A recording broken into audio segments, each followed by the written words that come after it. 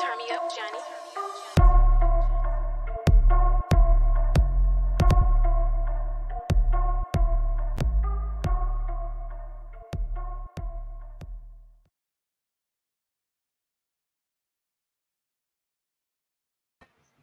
Yo, it's KingLeoPicasso. Welcome to NXT Spring Breakin. I am KingLeoPicasso again. Thank you for joining me on the Hardcore Sports Network or wherever you are watching from, ladies and gentlemen. This is my first week here. I'm enjoying it. I'm going to enjoy it. We are going to get down with some WWE NXT. Excited to watch it. Of course, this is the first week we get to see champion Trick Williams on the roster. Got some great matches coming up tonight. I'm definitely excited to see what's going on. Hopefully, you guys are just as excited to watch as well. Anybody that was with me earlier, hopefully you guys did enjoy my gameplay earlier. RB, what's good, man? Thank you for joining, brother.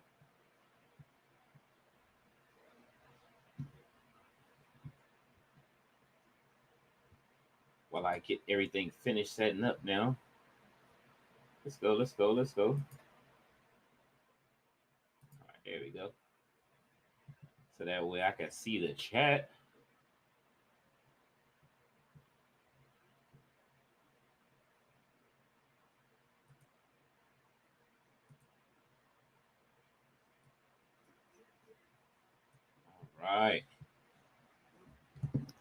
All right, we got everything set up now. I believe. Yes, okay. So we are set up. How's everyone doing today? Hopefully your day's going great. Mine is going pretty awesome so far. I had a nice little stream earlier. Okay, we just got the new champ coming out. Trick Williams is on his way out. Uh-oh. Excuse me while I get this together. It's gonna be one of them hoodie nights. Christian say you kind of like Xavier Woods. Yeah, I get that a lot, man. It's the hair. Me and Xavier Woods share the same kind of head.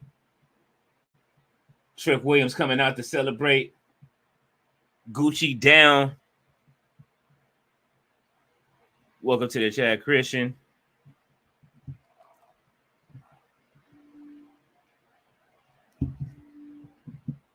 It has been a long day, but long days is going to give us a great amount of good wrestling to watch. RB says, hey, Christian, how are you? Hey, what's going on, Mitch? Thank you so much. Appreciate it.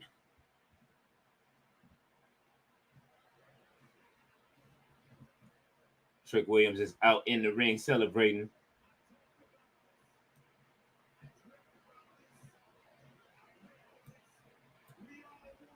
He said he prayed for it. That's like the whole new thing in next season. We prayed for it. Yeah, man.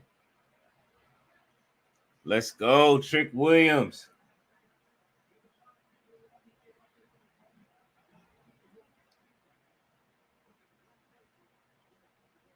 He got the Gucci pajamas on right now.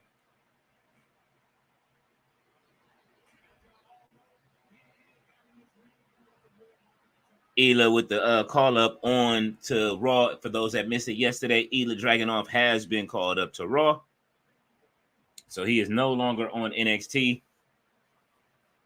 But he has left it in good hands with Trick Williams. Carmelo Hayes was called up to SmackDown. So we're about to see a whole new generation of NXT going on. Blair Davenport also drafted. Dijak has been drafted up to the main roster as well. I believe he went up to Raw as well.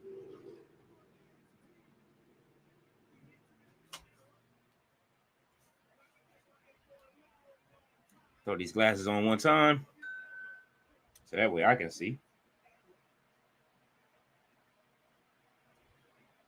So let's see what this new era of NXT can bring us, and it will bring us. I'm excited. Hopefully you guys are too. I'm excited to be here on the Hardcore Sports Network representing.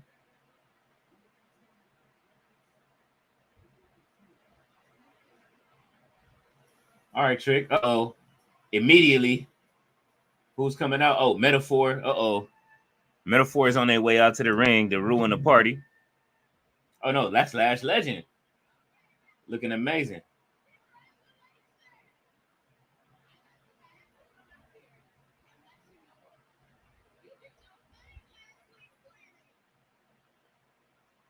Uh-huh.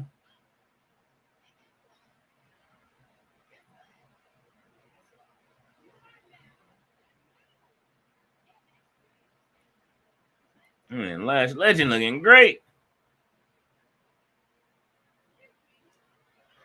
I believe that's his off-screen girlfriend, if I'm not mistaken. Mr. All Days Off, what's good, bro? Thank you for joining.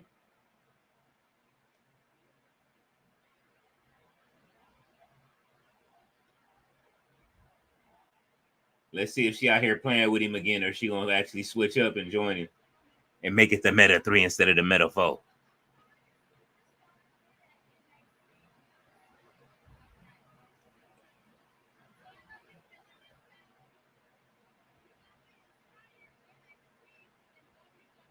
Or is she down there on behalf of Noam Dar, trying to get him a title shot?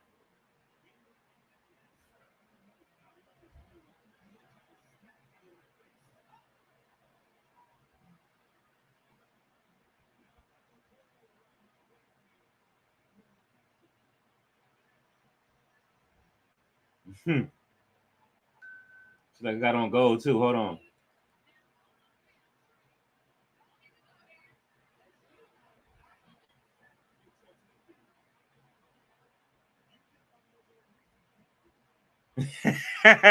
So you think I'm your little Reese's cup? Oh, what's going on, Gregor John? How are you? Welcome to the channel.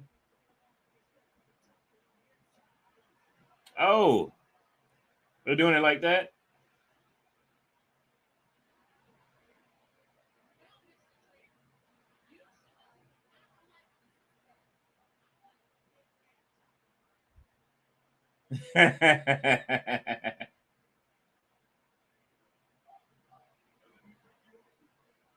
He said, "Let me break you off there." Thank you very much. RB says, "Mr. All Days Off, what's going on?" Big Earl, what's going on, man? How are you?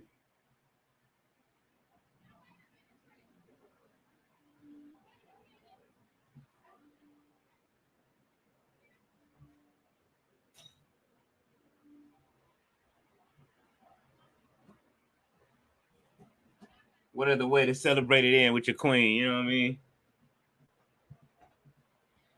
He been after Lash Legend for a minute.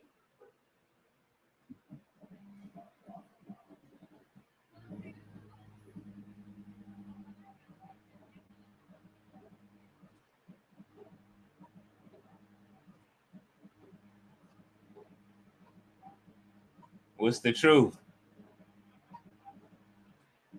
What is the truth she speaks of?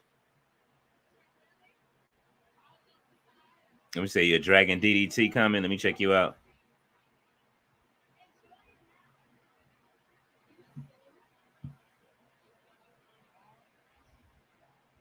It didn't pop up, RB. I know you've been telling me to watch that video.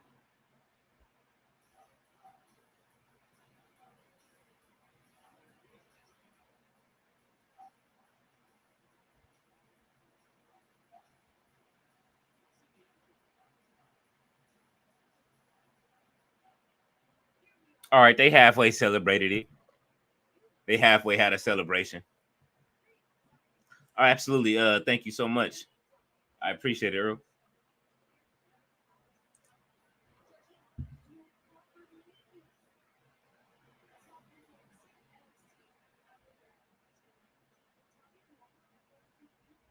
Yeah, I'm waiting to see this Natalia and Lola Vice match, man. This is gonna be exciting.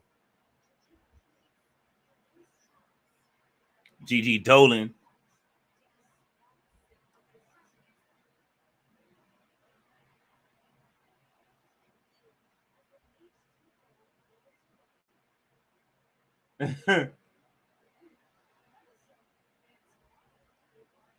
Aquapana, what you drinking on?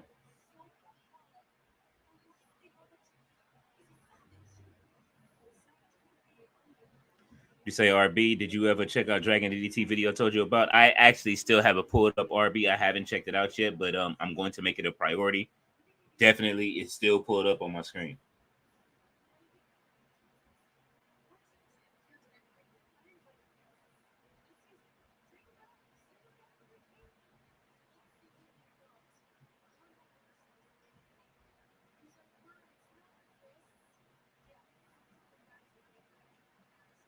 Oh yeah, we get the Nathan Frazier and Axiom match tonight against AOP. I'm waiting to see that.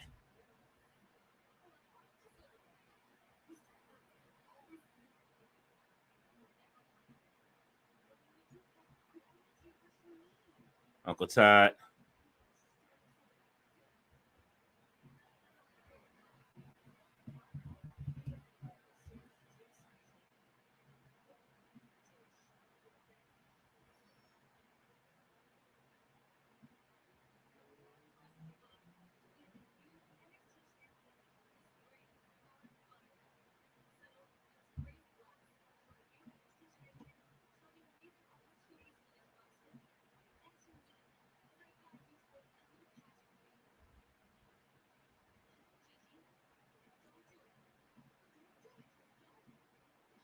This is so CW, Sub Leo. What's going on, Richie Matthew? Yeah, they making sure that they keeping it CW. They gonna turn it into that. It's definitely headed towards that. They want to make sure that CW production is right before they get to you. And and they head to CW also, absolutely.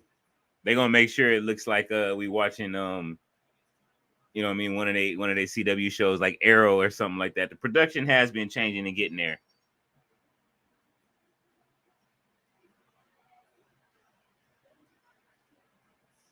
Obafemi, okay, we starting off with Obafemi. Let's go.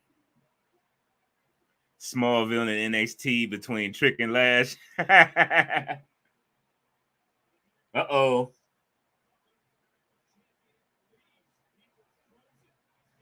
Uh-oh. We finally had a face-to-face between the two. Obafemi looks unfazed. Trick looked like he wasn't even happy to see that, man.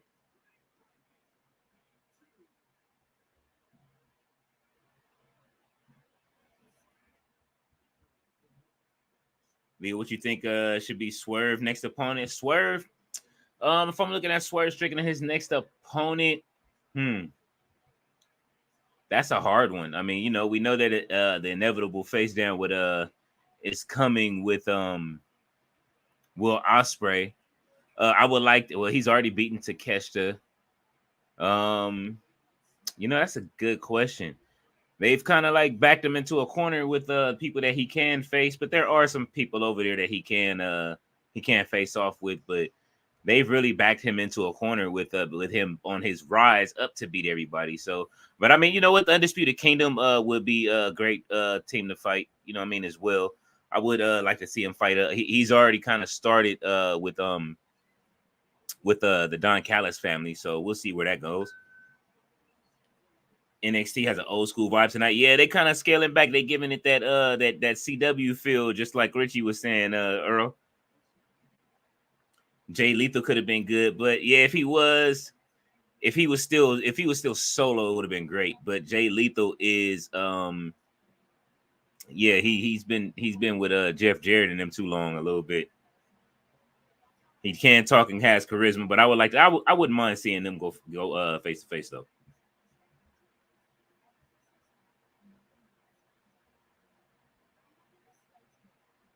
Uncle Chad, check your messages, brother.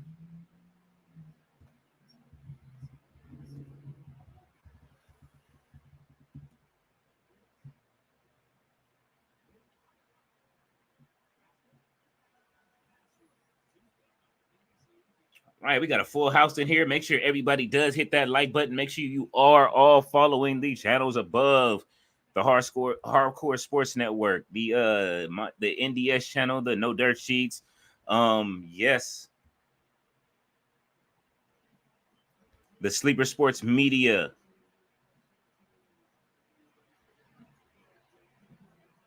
Also, Hardcore Sports Network on X as well. Sleeper Sports Media on X as well. Make sure you guys do give those a follow. Ospreay feud with Roderick. Yeah, I know. I seen that. So it's kind of like they both can't go after the Undisputed Kingdom. That's the one thing about it. So I don't know who all they stream with, man. Not stream, but I don't know who all that Swerve can go against. He fought against quite a few people on his road to the top, but hopefully if they turn over some of that roster, I would love to see some of those Ring of Honor guys come up, then that will give him somebody to face, because I do not want to see him face off against JD Drake. And not to say that JD Drake can't wrestle very well, but it's just, I don't want to see him run through the same guys. And then next thing you see him with Trent Beretta. He needs to fight against credible people at the top. I would love to see him in a feud, possibly with Wardlow, if Wardlow is healthy again. But like I say, it's kind of hard for them to do that when Ospreay's already facing off against those guys. Oh, by the way, Queens of the Ring intro was filed. Thank you so much. I appreciate it. Yours is coming next. I got you hooked up, Earl. Don't worry. Yours is going to be just as lit.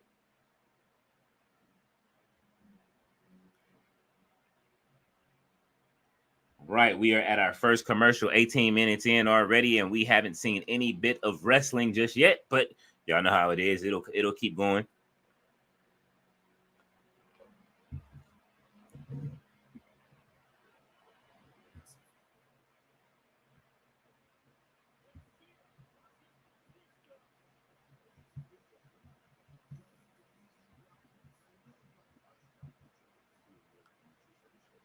It's been hot today. News. Let me see. It is in your messenger.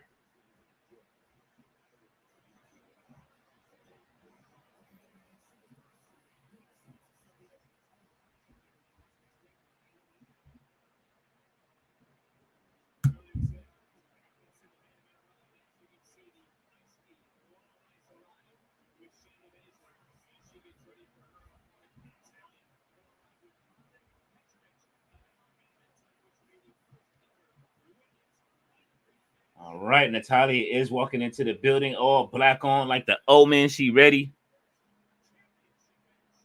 Uh-oh. Here come Ivar. They are ready to get it in. This is gonna be a great match. I wonder what Ivar is gonna do, if he's gonna change his ring attire, but probably not. I don't expect Eric or Valhalla back for at least another year now at this point.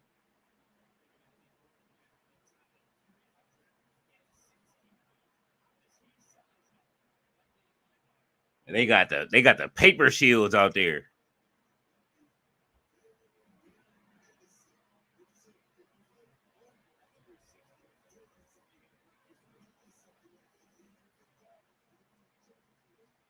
Obafemi ready. He looks unimpressed. This is for the North American Championship. Obafemi is putting it on the line again. He is a fighting champion.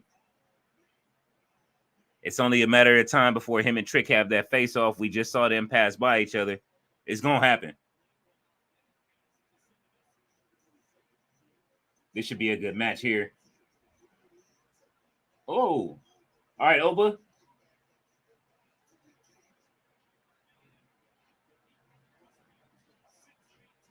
Woo. Wow. Oh. Oba's still on his feet, though, after getting knocked out of the ring. Oh, not anymore. Oba. Ivar with the senton.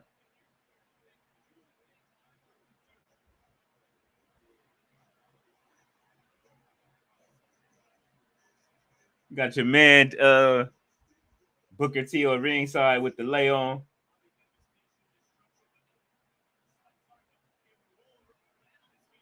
Ooh. Spinning power slam.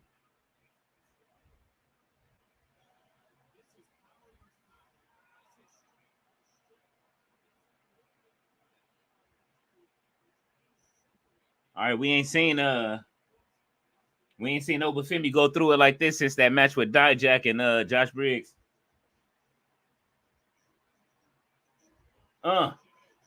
Ooh.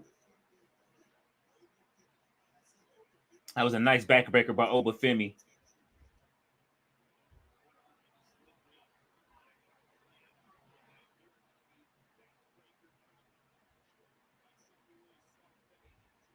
Obafemi is a scary future for. Whoa. Yeah, it's toss Ivar around like that, man. Elbow drop. Obafemi is everything they wanted Ahmed Johnson to be, but couldn't get. Oh. Ivar with the Irish whips into the corner. Let's see. RB says if it can't be Wardlow, it has to be Christian Cage. Christian Cage hasn't had an AEW World Title run yet. Plus, Mo, he'd have more of a story. He gets to go as Swerve or Ospreay. I think so too. I think we were talking about that the other day. I wouldn't mind seeing him have a feud with Swerve Strickland heading into before All In. I think that Christian and the Patriarch would give him a big run for the money. Definitely would love to see him have to face all of them and all of the different people, Luchasaurus especially. I don't want to see him feed anybody to him. I just want to see it roll out. You know what I'm saying? I definitely want to see him fight Nick Wayne. He does have history with Nick Wayne already from the Indies. So you know what I mean? They're destined to have a great match if he does have a match with them.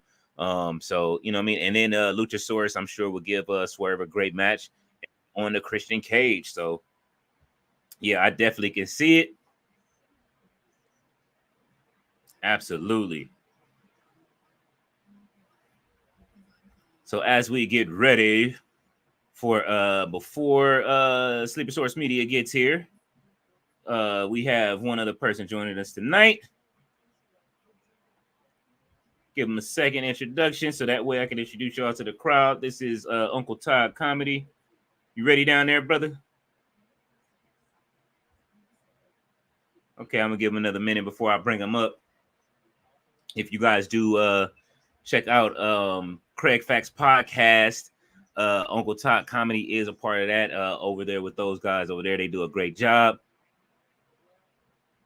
And he should be ready shortly. Let you say RB Christian Cage can come into the feud and say, Swerve, you owe me. Absolutely, he can. So can Nick Wayne. Nick Wayne can definitely demand that match too. You know what I mean? He definitely deserves it. So I definitely can see it happening. Let's see.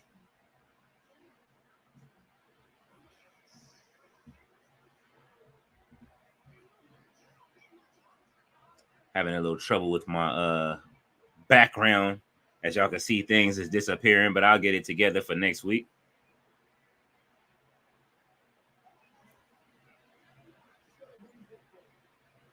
Disappearing a little bit.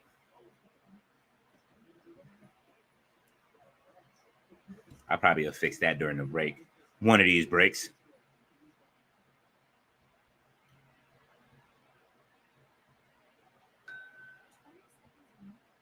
You good?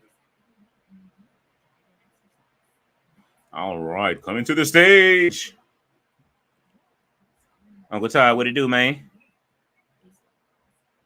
What's happening, man? You know what I'm saying? I'm back up in this thing. What's going on, brother? How are you tonight? Man, feeling real great, man. After the lovely victory over King Leo today, in case you guys missed it. Look, listen, you got 2 wins with your creative superstar, but when we went to the regular wrestlers, what happened?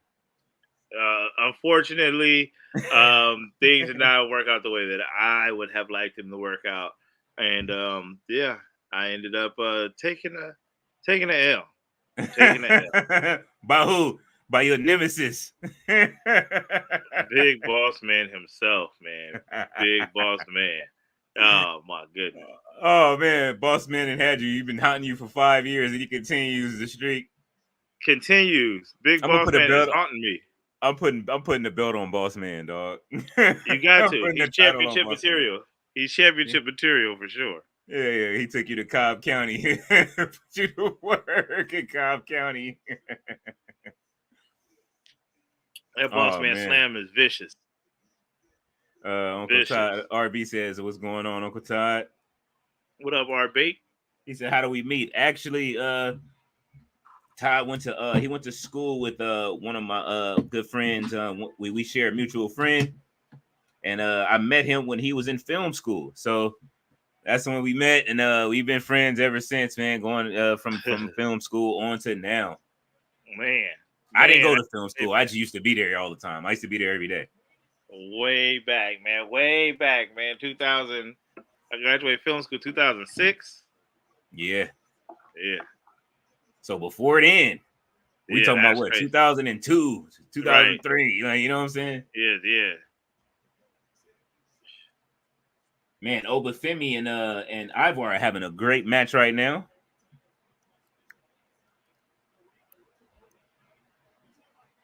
Okay, they having the slap contest. Obafemi should have been DLC this year. If they can get CM Punk in, they could have got Obafemi in. They can get Obafemi in there. I don't know why they don't just let the creators make them, and then whichever one is like highest ranked and really good, it's like, yeah, there you go. Here you go, y'all. We sponsor this one right here. Absolutely. Oh, big elbow from Obafemi. That was a little sloppy from Ivar, but he reversed it. He said, "Big boss man laughing at you from the heavens." Oh man, big boss man died. Oh my goodness. Yeah, he did, man. Quite a few years back. RB said, "Y'all known each other since I was 4 years old." Yes, sir. We are the elder statesmen of WWE 2K. You know what? Back when it wasn't good. Yeah. But, oh no. Wait. It was back in them days. That was SmackDown. Here Comes the Pain and all that around that time, right? Yeah, them shits wasn't good like that. Yeah, it was. Man. That was the one with Brock Lesnar. That's one of the highest rated ones. Man, wrestling games used to have like something very specifically dumb and wrong with them every time. Fucked up, and we just had to suffer through it. Like No Mercy was good, and like one or two of the SmackDown versus Raws was good. The 2K, when it first came to 2K, was like, what the fuck's going on? But the basketball is good, so it should be good. Like, it was really kind of wild, man.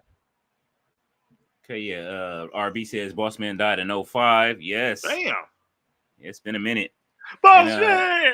Sleeper Sports Media says, I am on my way home. Guys, just left work. We are patiently waiting your arrival, sir. Spring Breakin is starting off hot, man. Trick Williams came to the ring. His girl, Lash Legend, came down there. She said she got the paperwork, though. She patted the paperwork on him and was like, yeah, I know the real. She bringing out the contract or the what's the name? She let him know, like, look, I didn't sign the I didn't went ahead and sign the paperwork, bro. We can get married now. Ivar going to the top. Look like he get ready to go for the moonsault. Oh, he hit the moonsault on Obafemi.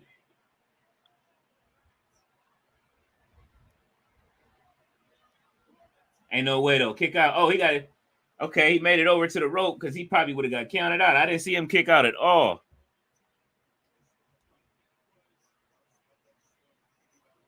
That was a beautiful moonsault, too, man. Man, look, Ivar is one of them dudes that's super talented, man, out of that ring. Yeah, he definitely got the talent. Let's go Obafemi. Oh, yeah, absolutely. My money's on Oba. Is he hurt? Ooh. Obafemi, homie. I hope he ain't hurt. Obafemi. I hope Oba ain't hurt. Okay, he getting up. All right, he got Ivar on his what's the name? Like he about to give him the back body drop. Electric chair. Oh. He about to break him in half. Woo! Boom! Pop-up power bomb. It is a rap city for Ivar. Oh, 1, shit. 2, 3. Get him out of here. Okay. Get him out of here. This is what we're here for NXT. What do you say? When does the Women's North American title tournament start? They have talked about that yet. I haven't seen them say anything about it yet, just yet. See Sleeper Sports Media, but I definitely do understand that it should be soon. It'll probably be after Spring Breakin. Let's go. He said, Boss Man gave Uncle Todd that work.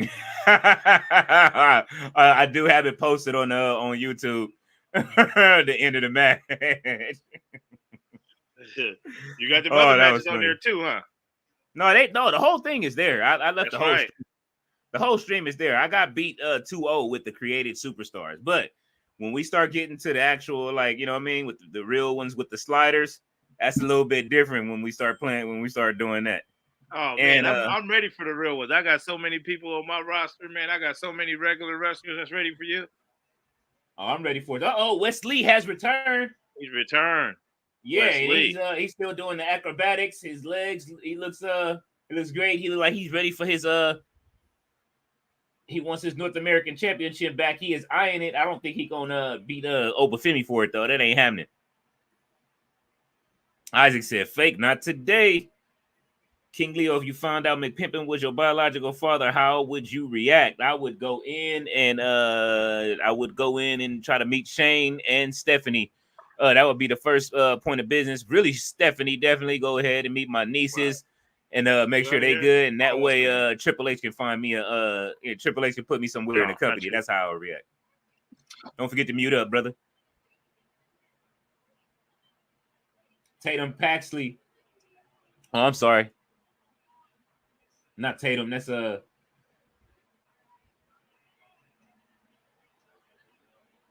right, let's go. Come on. You got Chase U coming out to the ring.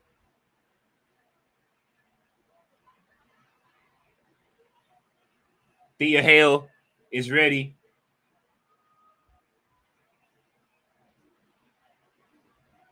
Going through the Chase U entrance. Thea Hale is about to fight JC Jane finally. We finally about to get that one-on-one fade. Yeah, Thea. I've been waiting for them to have this one-on-one for a while. He said you wouldn't want to confront McPimpin for abandoning you. Absolutely not. I don't want to see McPimpin. You know what I'm saying? I would go ahead and just listen, man. I'm just gonna try to get in where I fit in with the family. That's it. Main point of business is to get to Triple H and you know what I mean, introduce myself as his brother-in-law, and like brother-in-law. I know my pops ain't do right, but brother-in-law, check this out.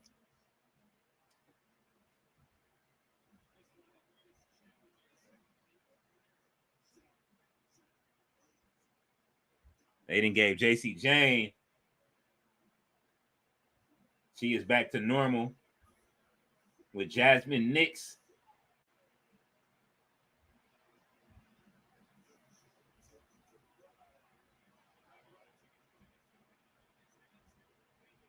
Still one of the most dangerous women in NXT.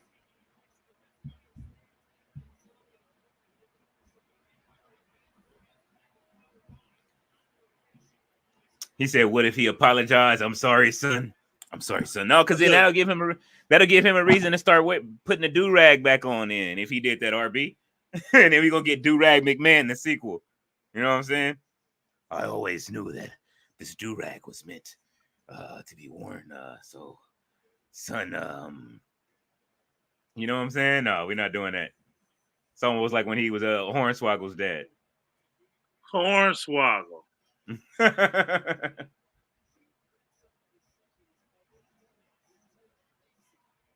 Let's go, Thea. Oh, JC Jane ain't playing that though. Let's go.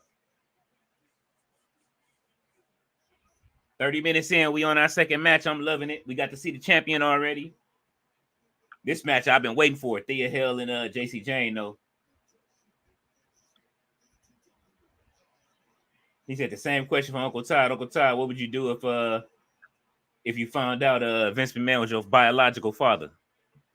Cheese me out. Cheese me out. Oh, that's what you're doing. You're not even. You don't want to money me down. You're not confront him for abandoning you, or are you going to try to get to Triple H? Cheese me down first and foremost, Dad. I want I want Shane McMahon money off the top and back pay. For all them years he wasn't around.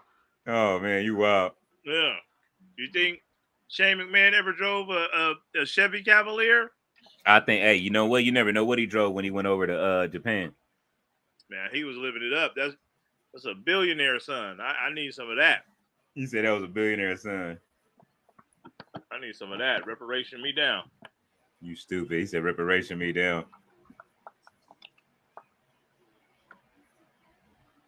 Yeah, man. It's And I need Triple H spot right after that. After I do all that crying and all that for the money, I need Triple H spot. Oh, but see, that's the thing. Triple H is gone. He had a different, you know what I mean? TKO is different. Vince is supposed to start something new. Give me Stephanie McMahon spot there. I need something. Stephanie might be starting something. Stephanie's down. Stephanie down with Hunter. You know what I'm saying? So we gonna get something new. I need a spot on the board, something. But first things first, I need 88 million to the account. Straight. He said 88 million to the account. How do you feel about Ilya Dragunov going to Raw, guys? Oh man, I love Ilya Dragunov getting the Dragon getting called up to the Raw roster. I think it's overdue. It's definitely it's right on time, right when we need some new stars, and while they're building the new Raw roster and showing the future of Raw. I don't see him staying a non-factor for too long over there. I don't see him staying a non-factor at all, honestly. I think that he's going to be great on the Raw roster, a great addition. I think the fans that don't know Ilya are in for a big surprise. So I do expect them to see something absolutely phenomenal when it comes to to see Ilya. And Ilya's one of my favorite favorite guys in WWE, because we've never seen a conductor character in wrestling yet. So Ilya is awesome to me. I just feel like he's gonna need something else when he gets to the main roster. Maybe they lean more into the conductor situation or something, but just a furry jacket ain't gonna cut it on the main roster. He'll be fine. I think his charisma will get him over. He could talk on the mic. No Vinny. And I think that definitely there's a story to be told now that Vinci has been cut from Imperium. What? You know what I'm saying? Yeah, they cut Vinci from Imperium, and he went undrafted. So unless they plan on not putting him on the roster, I can see him going with Ilya and it'd be a revenge tour kind of thing. I'm looking forward to that. He said, let me see. Mr. Aldis said, what was Wesley's injury? I believe he had a leg injury, if I'm not mistaken. So now he either a leg or a lower back injury, one of the two. But he is back. I would have to look that up, and I will check that out for you. Just give me a moment. Sleeper says Lyra call up was a surprise to me, but I'm excited for her. Same with Blair Davenport. I am absolutely ecstatic about Blair Davenport getting called up to SmackDown. And Lyra, her call up was absolutely amazing as well. They picked the right people from these rosters to go up. And they're still calling people up. Like I said, Dijak has been called up to the main roster now. He's one of those that went that we seen that was off screen that got called up. It's overdue for Dijak to make it back. So there'll be some feuding going on. I'm pretty sure that they're going to start with some of these newer guys that know how to fight each other beforehand. And once we get to that Ilya Dragunov versus Seth Rollins match, that's inevitable. That's when everybody's going to be like, yeah. That's when they're going to give it to him. That's the match. That's the match. That's the money match right there. And I think we'll see that before the year is up. That's the one. Do you see him winning a championship? Absolutely. I give it about a year. He'll have the Intercontinental Championship. I can see Ilya beating Chad Gable for that championship, actually, for the Intercontinental title. Let's see. Chris Leclerc says Chase U. Absolutely. I love Chase U. I wish they would have got called up, but at some point they will. Johnny Bean says Christian Cage feud with Swerve, Sup Leo, and Unk. What do you think? I absolutely, that's what was just said earlier. Definitely, Christian Cage. We are missing him on AEW TV. I definitely would like to see him back. There's a lot of story to tell, especially starting with Nick Wayne. If anybody remembers, or if you haven't seen it, go look on your local Googles and X's and Twitters and YouTube. There's matches with Nick Wayne, and the first match in NXT, Swerve did fight Nick Wayne. So I can see it starting there and then it just spiraling until it's him and Christian Cage. Definitely would love to see Luchasaurus have some matches this year. I think Luchasaurus maybe have had 2 matches in the last year. So giving Lucha some time, you know what I mean, before he makes it to the final boss, Christian Cage, that'll be great. Let's see, Uncle Todd, wouldn't you? He said you wouldn't want an apology from Vinnie Mac. 88 millions. All right, that'd be apology enough for me from Vince. You know Absolutely. What I'm saying? Yeah.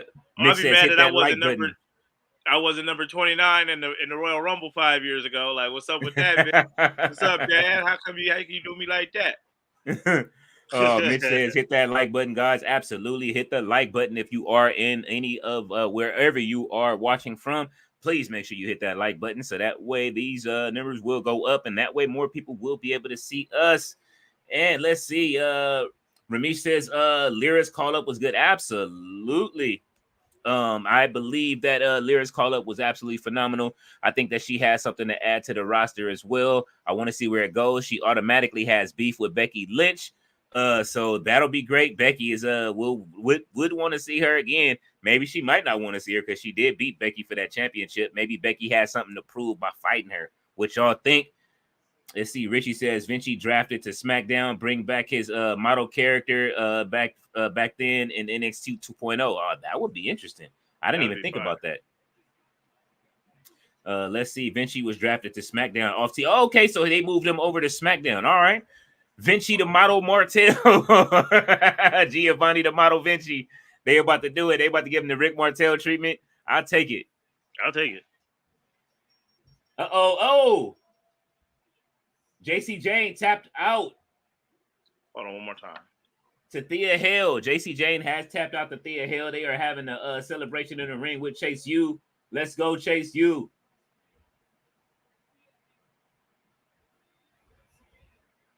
I need to grab me one of them Chase U sweaters, man. Let's see. He says Chad is a bit of a muppet, don't you think, by hurting Sami Zayn? I mean, I like it, man. It gives Sami Zayn something to do. Sami definitely does need a new feud. I absolutely, me personally, I was looking forward to that heel turn by Chad Gable. I needed to see it. You know what I mean? Like, I needed to see that heel turn. I was happy to see that heel turn, honestly. Like, I wanted it. I wanted it bad. I clipped it up and I'm probably gonna have to post a clip of me getting upset because he wasn't doing anything and he was just sitting in the ring, gave him the hug. I was upset. Once he turned heel, I was like, yes, because Kurt Angle wouldn't have did that. That's what Kurt Angle would have done. So I look at the heel attack.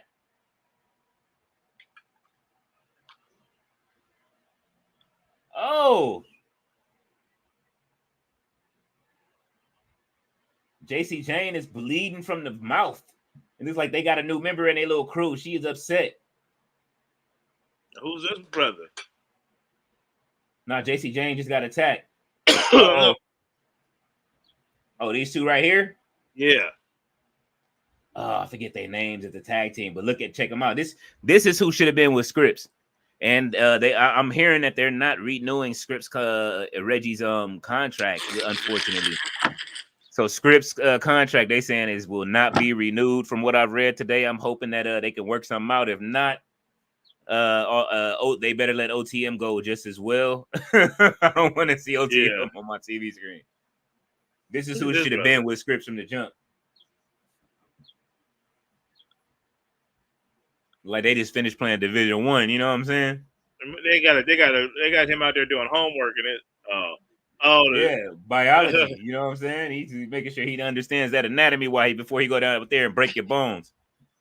Oh, I like it. I'm with it, brother. All right. Wow. Okay. Yeah, I'm with it. They wrestling in overalls and Timbs. You know what I'm saying? That's crazy. Crime Time 2.0. Right. the real Crime Time. Oh my goodness. I always hated that Crime Time wrestled in the Timbos. I always hated that. Oh man, hey, look, but you know what though? It was Timbos overalls and baby oil for Crime Time. Timbos jeans and baby oil. Yeah, let's see. Chris says a lot of people thought that Roxanne Perez was going to be drafted, but Shawn Michaels, Booker T, and Triple H said she wasn't ready for the main roster. They probably saw something in that match when she went up. But then again, you can't send everybody if you're going to put them on the CW. You know what I mean? I'm pretty sure they thought that deal would have been done faster, but They have Carmelo. I think Roxanne Perez is definitely a good ambassador to have down in NXT for one more year until she works herself up to the draft in the next in the next draft on that roster. Just because it would give you know what I mean, NXT something to watch. Right. All right, Nick is here from the Sleeper Sports Network. We're about to add him to the stage, Uncle Todd. Okay. Nick, what's going on, man? How are you? Not much. How are you? Not bad. Uncle Todd, What's Nick, happening? Uncle Todd. How's it What's going? happening, man? Not a whole Right. lot. Just got home from work at a golf course. Oh man, I see you got the hat on right there, man. How was it? It was a slow night up until the end. And then I thought it was gonna rain, so I thought we were gonna end up closing early, but then I got out of there right on time, around 8:30. So Okay. You on East Coast time, huh? Yeah. Okay, your mic's going in and out. I can't hear you. Able to for NXT, but tonight was one of those nights where got out Okay. kind of late. And I understand. Let's see where we have to come. Oh, Jacob Henderson says Jeff Jarrett feud with Swerve. Uncle Todd, be happy. Sup, y'all? No, oh no, absolutely not. I did not want to see Jeff Jarrett in the ring unless the Texas Chainsaw is finna drop a new movie, and then Swerve will be able to take that championship too and just put it on a mantle somewhere and hide it. That was tough to watch. I remember that. That was tough to watch. that was an ugly match. I don't want to see that match again. That left me scratching my head during that watch along that we did on for Dynamite that week. My goodness. Oh man, no, I think it left everybody scratching their heads that week. It was like, what are they doing? Oh man, let's see. Ramesh says, give your honest opinion about Chad. I'm gonna start with you. Go ahead, Nick. Chad Gable. Yes. I love this heel Gable. I've always been a big Gable fan just because even when he was Shorty G and what they did to him back then, and then because he went to Full Sail as well. So whenever he started the thank you and the valedictorian type of character, it's because he went to Full Sail. So I've always been a fan of him, just because of that. And then his talent and ability inside the ring is great. So big Chad Gable guy. Oh yeah, Uncle Todd. Man, Chad the dad, man. I love Chad Gable, man. Even back when he was when he had the long hair in Alpha Academy. You know what I'm saying? They was doing their thing. So I like Chad being the heel. I hope he still keeps the thank you. And I like the way he kicks ass out there. Oh yeah, man. I definitely enjoyed the heel turn. Like I say, I clipped up my reaction. I was upset. I was getting upset that he wasn't going to turn heel. Like if he wouldn't have turned heel that night, I would have been. It's documented. I was upset. Like man, he what's the name? Sammy left the title just sitting in the ring. I was like, Kurt Angle would never just leave the title just sitting in the ring. That was my main. Yeah, when he kind of explained it that way of like he left the title right in front of me, disrespect, whatever. Funny enough though, Kurt Angle said he would come back and be a heel manager for Chad Gable. So I think that would be so good. So man, good. They need to book it. They need to book that. Book that ASAP. All right, Jacob Henderson saying, "What's happening?"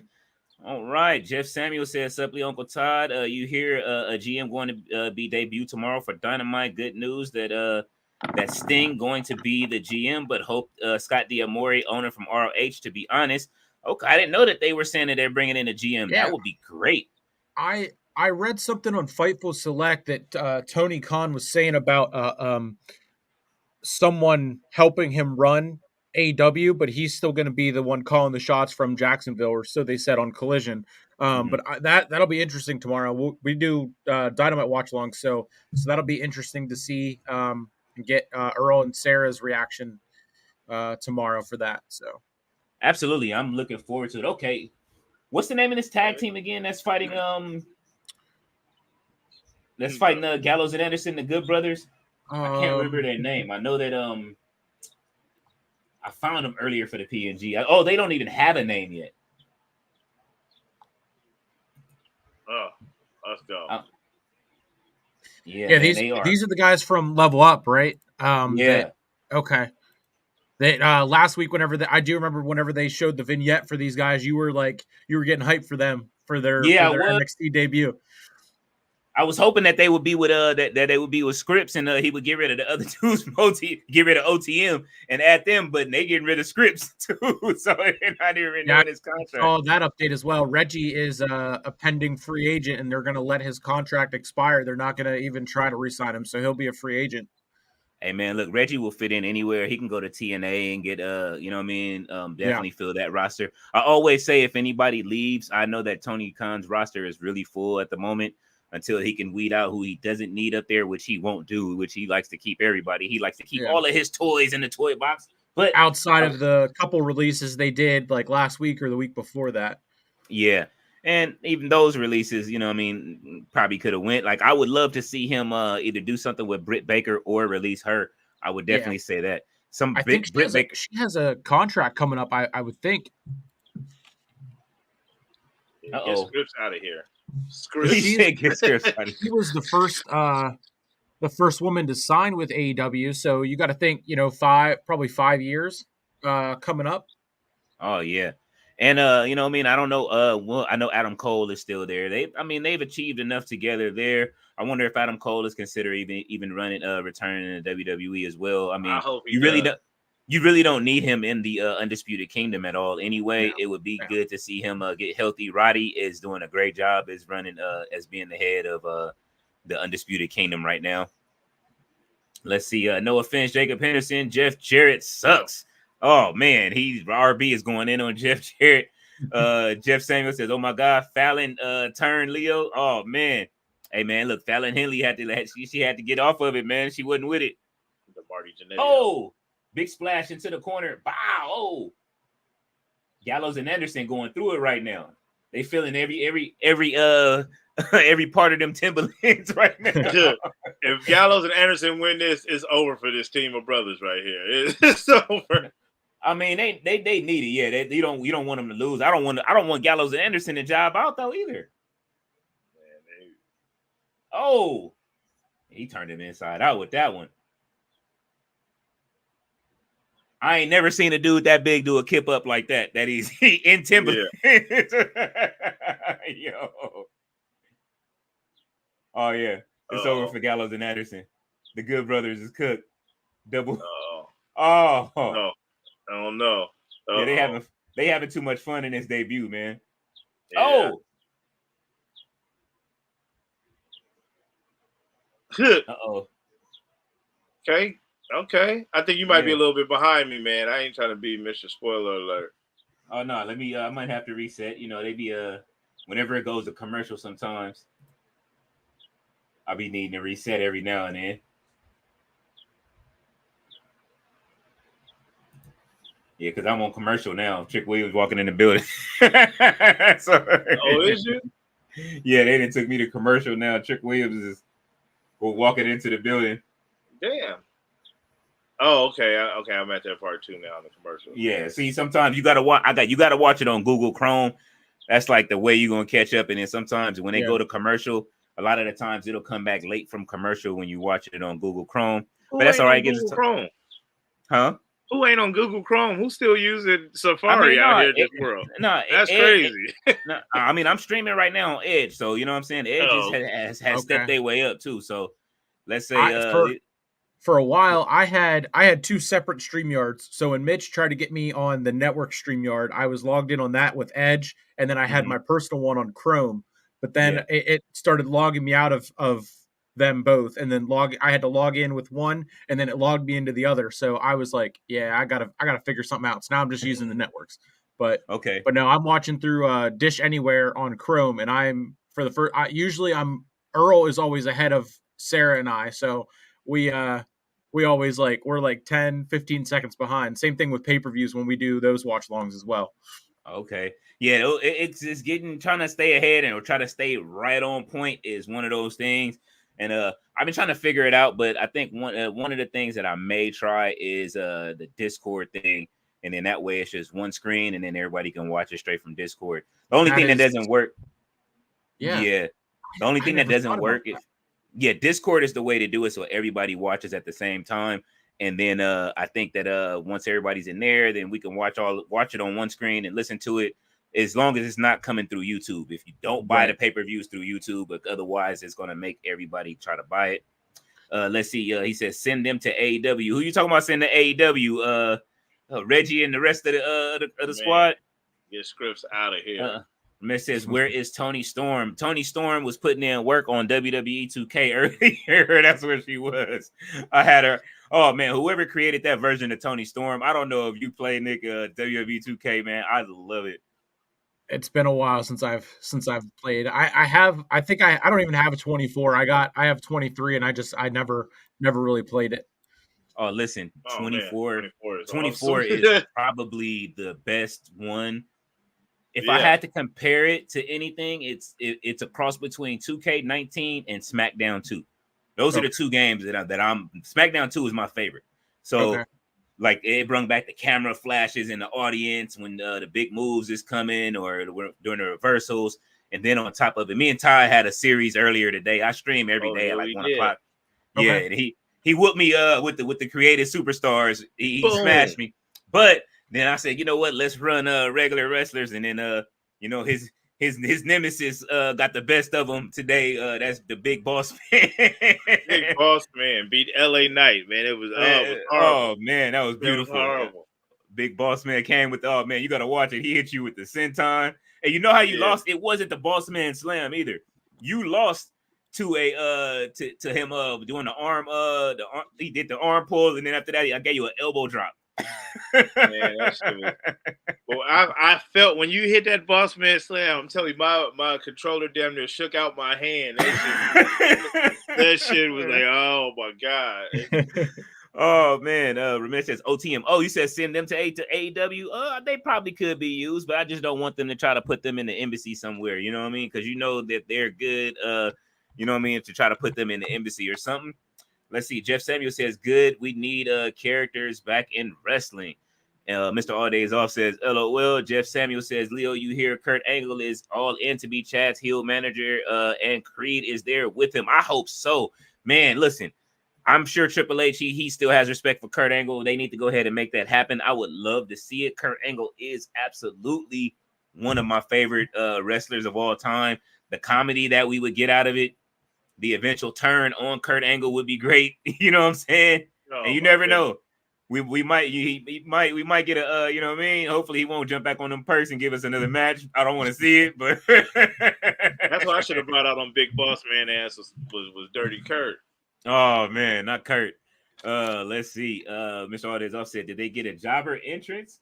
I believe so. He said, the hell. Yeah, I don't know. I don't remember seeing them do no music or nothing. No, they just popped up.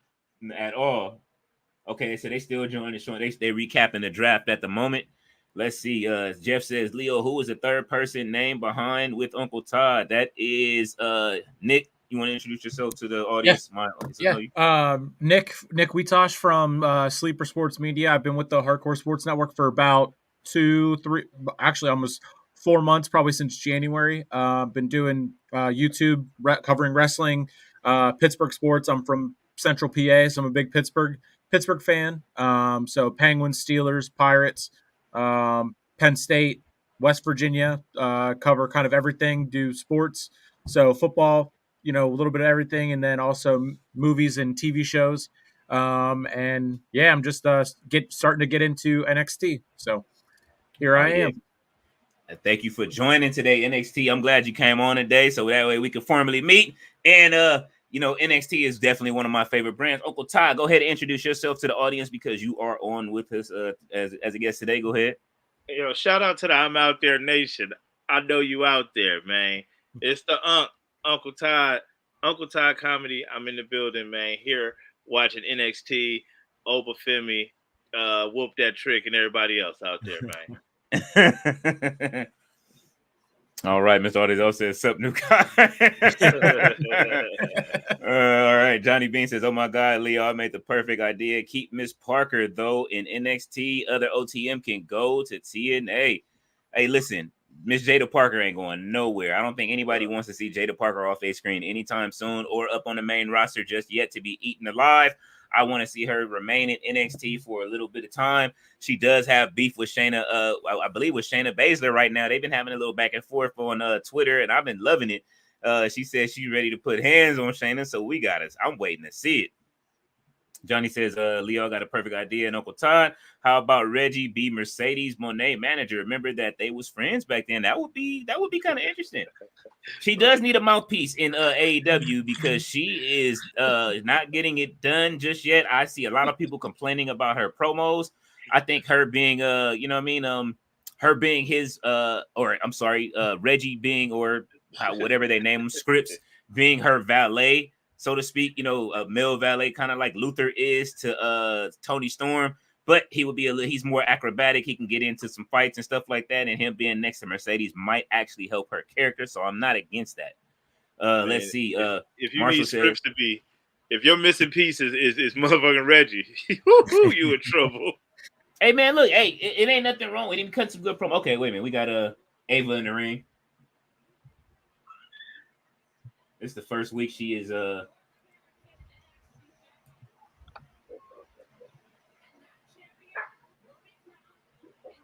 she just got to learn how to get dressed now. This is her other problem.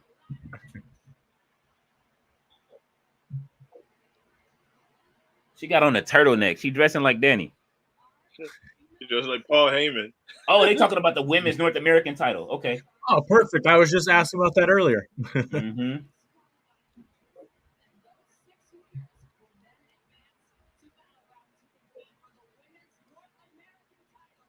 Okay, so they're going to have a tournament.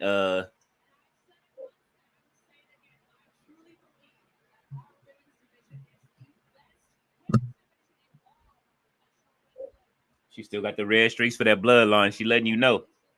Right.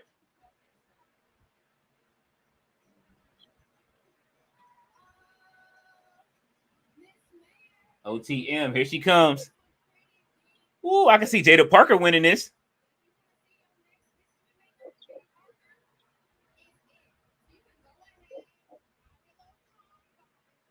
She said, have your little combine. Jada Parker is wild.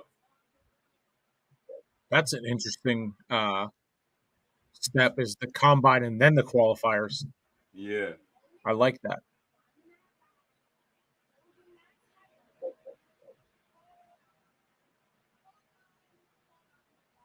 Jada's character is so believable. She reminds me like the homegirl down the street. Yeah, I'm rocking with this. Oh, wait a minute. So Ruka though. Lady Jack Cartwheel.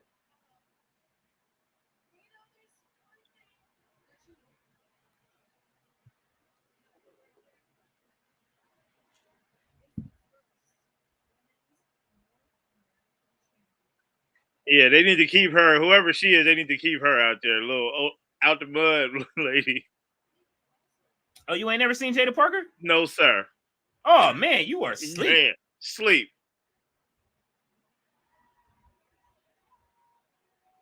I know you know who Soul Ruka is. Yeah, yeah. Here comes Santino's daughter, bro. She is funny.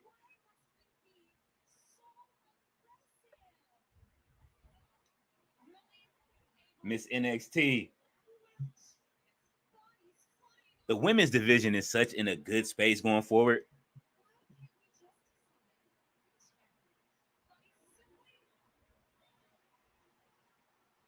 So we getting to meet everybody that's in this tournament right now.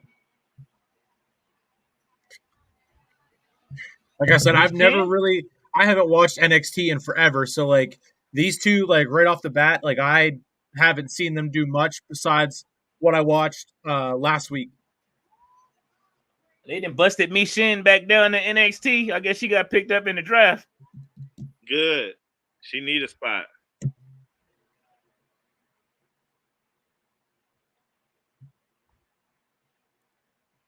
Maybe Keith Lee will come back down to NXT. I like when Meacham was the HBIC. She sounds like she's going back to it.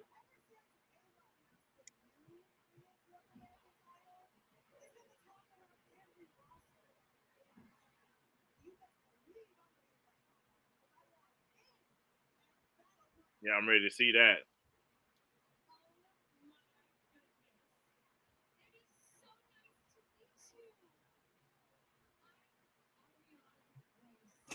Ariana Grace is hilarious, dude.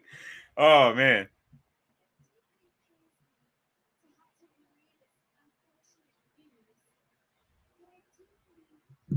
Yes, I think the OC, Oh, Me Chin and the Good Brothers, they were taken in the draft, I believe, to SmackDown, but uh-huh. the new rosters don't lock in until after Backlash.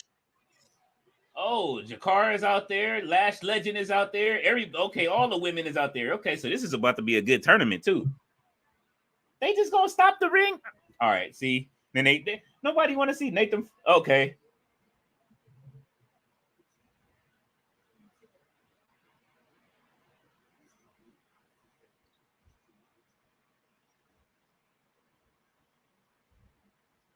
what is the Street Profits doing down there for? Let me catch up.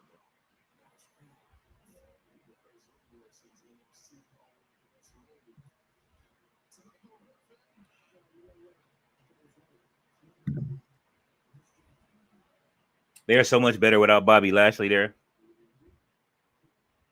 Yeah.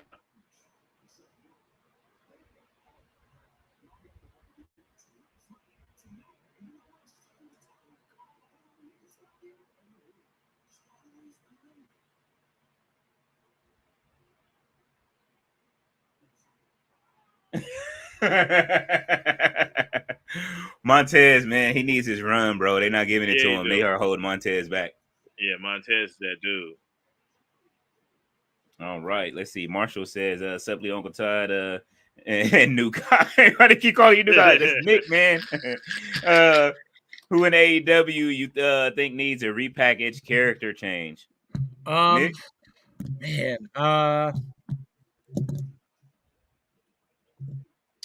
Mariah May, or no, is it Mariah May that's with Tony Storm? Yeah. Yeah, she needs to stop doing just being Tony Storm, Think so? and figure something out with get herself an actual character. Um, that's one that Earl, Sarah, and I we always kind of immediately comment on and say we're constantly saying we're tired of this and we just need to change it up. So her right off the top of my head. Uncle Todd? Man, I like I want to see Pac. I want to see Pac better, treated better, and I think that maybe he might need to be repackaged or something. But I'm pulling for Pac. All right, let me see. On the AEW roster, um, I can't really think of anybody that let me see who needs a repackage on AEW. Well, Mercedes Moné needs to be repackaged already. Like it's not working for me. I'm Yeah. sorry. Yeah, I think it really comes down to presentation for Mercedes Moné for me. You know what I mean? And then I don't like this. I don't like the song. I know that people are they got the baked in CEO chant. It's like you're not letting people get to grow with you organically. You're forcing the CEO thing on them, and it's just not working. Although I love Mercedes, I love slash Sasha Banks, I love it, but there's a certain presentation that comes along with it just as well as they do with Tony Storm. Tony Storm's presentation is amazing. I think that Mariah May, I wish she would have went through the different phases of playing Tony Storm. Like right now, she should be morphing into, you know what I mean? What is it? There's right now she should be morphing into the second version of Tony Storm and then into the outcast Tony Storm. Yes. You know what I mean? And Yes. that way, if if Tony Storm's an actress, then you know what I mean, you're training her to be your stunt double. It's kind of like what was his name? That used to be the Miz's stunt double in WWE. Oh, Damon Sandow. Yeah, Damian Sandow. Make her the Tony Storm Sandow, and I think that you got something cooking. And then you know what I mean, be the stunt double, let her take the hits for him. Yeah, and then we can move from there. But that's what I can think of. But I do agree with you with Mariah May. But I think they're working towards it. I think Mariah May is going to be the number one contender soon because I haven't really seen her lose too many matches. And it's like they were starting to do that with her dressing as Tony Storm, and then but then that was it, and it was like she dressed like this Tony Storm, and then had the entrance, and then got to the next one, and then it's been the same thing ever since then. But like you said, if she would actually start doing going from the old Tony Storm to the Outcast. I love that. I definitely love that. Yeah, I want to see her as the Outcast Tony Storm, and then I'll be fine. Let's see. Mr. All Days Off says Steeler Gang. Yep. All right. Jacob Henderson says, "Oh my God, what Uncle Todd and Leo Nick Mysterio has grown up. R-Truth wasn't acting crazy." There was a tweet or a tweet I saw from R-Truth. He got a picture with iShow Speed after Raw last night and said, "So happy to have met KSI. Can't wait to collab soon." And I'm like, that was funny. R-Truth is a national treasure. Needs to be protected at all costs. Oh man, absolutely. R-Truth is hilarious. He's one of the first WWE guys to follow me, man. He is hilarious. Let's see. Mr. All Days Off says, anyone repping the black and gold is good with me. Absolutely. Yep. That's my my colors. Yeah, man. Let's see. Did Ava pee in a bottle backstage before this segment? Oh no, that's come on, Mr. All Days Off. Jacob Henderson said, I wouldn't mind Tony Khan to sign Uncle Todd to be a manager. That would be hilarious. I'll be out there like a mama. Man, I'll be out there. Let me get out there and be a manager. Yeah, listen. Let's see. Mr. All Days Off said Jada Parker got that Oregon Trail wagon. She absolutely does. Listen. That's who they showed on. Look, they got Jada Parker talking on the Joe Budden podcast. That's who has their attention. That's what got Joe Budden back talking about wrestling again, was Jada Parker. Oh. Somebody showed him a video of Jada Parker, and it's been on ever since. Wow. Let's see. RB says, I'm back in. If I may ask, who is that? That is co-host Nick. How you pronounce your last name again? Weetosh? Weetosh. There we go. Yes, sir. And Jacob Henderson says the whole Dark Order member needs a new gimmick. Oh, yes. I would definitely agree. Dark Order does need a makeover. I would like to see somebody join the Dark Order and take over the Dark Order. I like for stables to stick around. I think they need a Bullet Club type stable to stick around.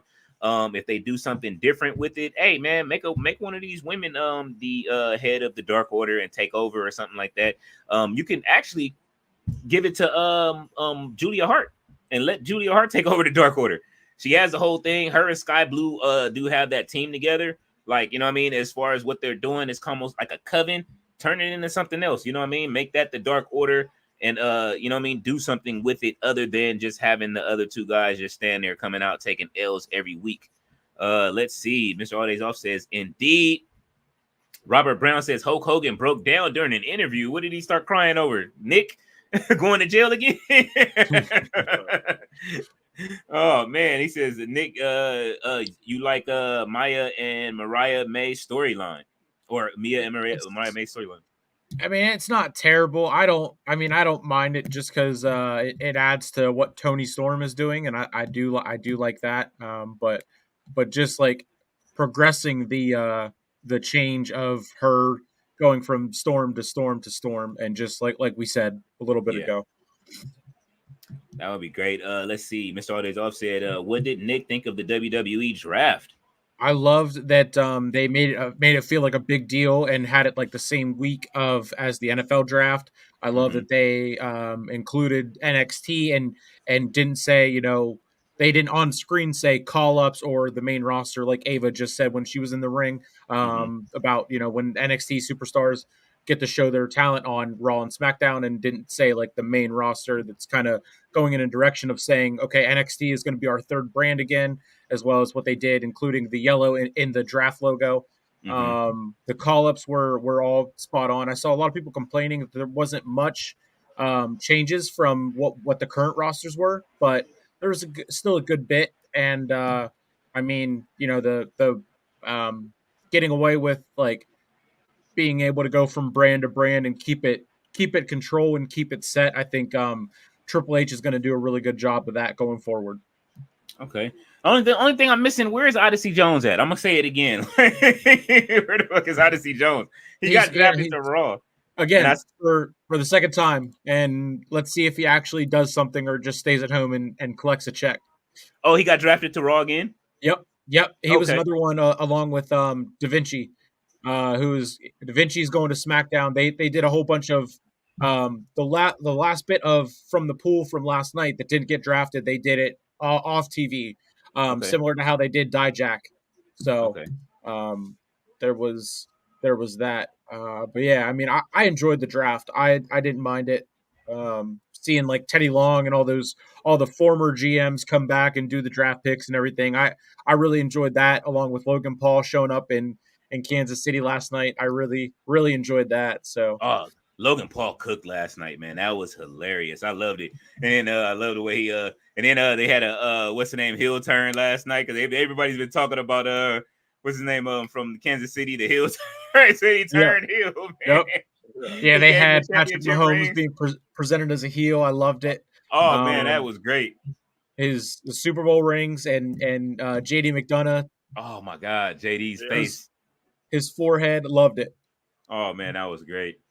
Let's see. Johnny Bean says Serena Deeb and Deanna Alliance. Deeb get help from Deanna, beat Mariah May backstage. Thunder Rosa get mad with how Deanna acting tomorrow and how I would book it for Dynamite. Leo, Unk, and Nick. What do you think about Serena Deeb and Deanna having an alliance here? She's been trying to put some people in that school, but it ain't nobody in her class Yeah, yet. yeah, yeah. I mean, I would love it. I know we were excited for Serena Deeb to be back, kind of getting back into the swing of things last week.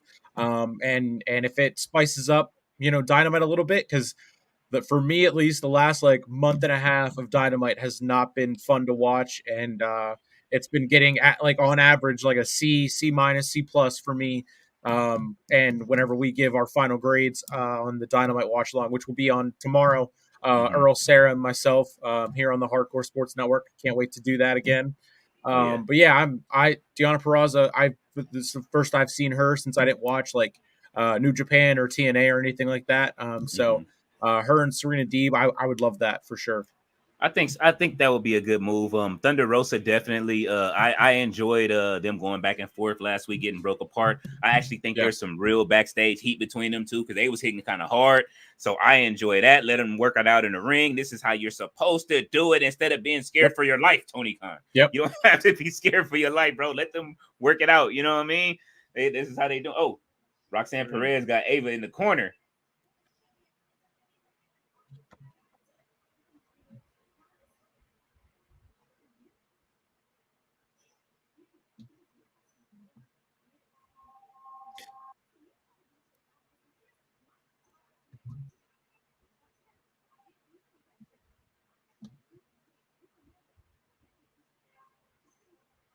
Ava's starting to get comfortable talking on the screen. I'm liking it.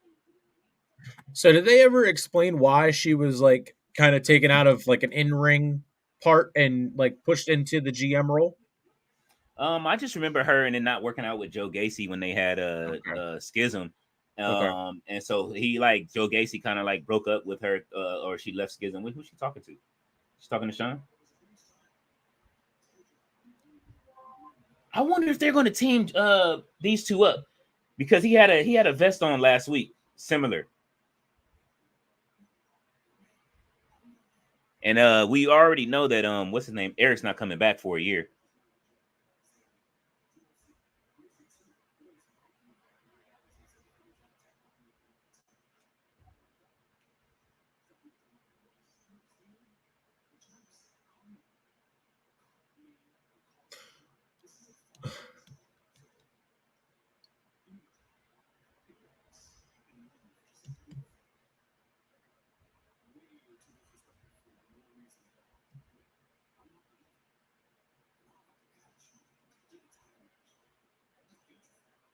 All right, Wesley.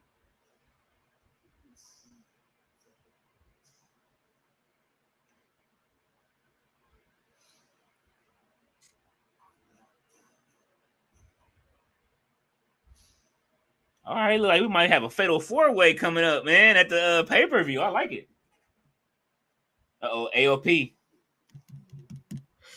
Yawn. Yeah, I know the Final Testament. I don't understand. They need to be a full faction out here in NXT. They just need to just leave them alone and just join the bloodline.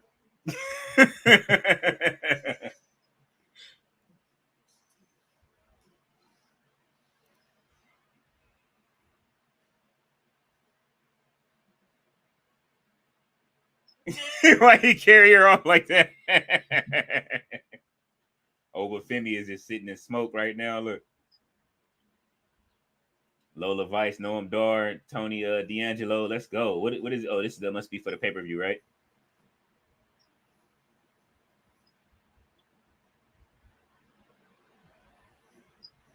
I need Lexis King in the match, man. Let's see. Johnny Bean says the Kiss part draws numbers though for Mariah May and Maya. LOL. That it does.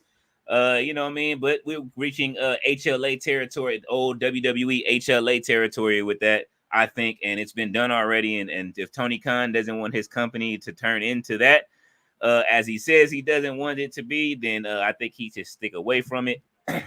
And since we're here, let me ask you, how do you feel about them losing that deal with Dazn already? Yeah, it was. I saw that and I was kind of confused at first because I whenever I saw that they lost a deal, I thought it was. I was like, oh no, it can't be Bleacher Report. But then I realized it was for their TV side of deal, like over in the UK and stuff like that. So it's partially not all on AEW because DAZN only gave them 5% of their budget in like the combat side of things. So like boxing and what MMA they do show on DAZN. So, I mean, it makes sense, but that is they're not going to have an issue finding another solution to it if that is putting it on Bleacher Report or getting another deal with like Triller, which is still big over in the UK and everything, or just continuing to use YouTube. So it's not as big of a deal as what people are making it to be. It's not like Warner Bros. It's not like Warner Bros. Is ending their relationship, soon before their next before their contract expires, which is coming up soon. So it'll be interesting to see what they do going forward with that. Yeah, I was thinking, since just looking at it, after what Ari Emanuel did to Kanye, and he can't rent a stadium. That's been my biggest concern is that he may have pissed Ari off to the point to where he now will press the buttons, and he's trying not to because we need AEW for NXT and WWE to keep having that. We need them to have that back and forth. It's good for everybody. It's good for wrestling, period. TNA isn't quite there yet. Neither is, people don't know enough about New Japan like that. WoW is getting there. I'm starting to see more people watch WOW. The ladies are getting a lot better in WOW, which I am absolutely love them having an all women's league. And I'm glad that Jenny Buss, she owns the Lakers. I'm glad to see her like still putting money into WOW the way she is and making sure that they are staying on TV. So I'm hoping Tony Khan doesn't push them over the edge, but like I say, you can't really. What he did on NFL Network, I think that was the thing. It's like WWE has a deal with NFL Network, right? Like that's just the one where they selling belts together. Like then you pulled out of the deal, didn't want to get the belt sold. I would have made money off of them. Personally, like I'm gonna let y'all sell them belts. I'm making money off of y'all too. You know what I mean? Whenever they first did that, the first thing I said was, what happens if the Jags win the Super Bowl? And are they going to hand Tony Khan's football team a WWE title belt? Like, I thought that was the most hilarious thing ever. And then, like I said, I'm a Steelers fan. So, of course, last year, when that one Jags player kind of took a shot at the Steelers and was stomping on the terrible towel, they got the terrible towel curse. And then, they missed the playoffs. So they can burn for all I care. I am a Jags hater 100%. Oh, man. They can suffer. So Tony Khan will get what's coming to him, and I hope the Jags do too. Oh man, the Jaguars, man, they are shrouded in always. They're like the Clippers of football. So, man, that's crazy. So, yeah, man, and I'm sad to see that. Though. Oh yeah, shout out to the Pittsburgh Steelers, man. They gave us our new number one receiver. So what I'm saying. Who's your team? Carolina Panthers. Okay. Pasadena Panthers, led by Pasadena's own Bryce Young. So yeah. So shout out to Johnson, man. Appreciate that. Yeah. I was more shocked at Kenny getting traded than I was Deontay.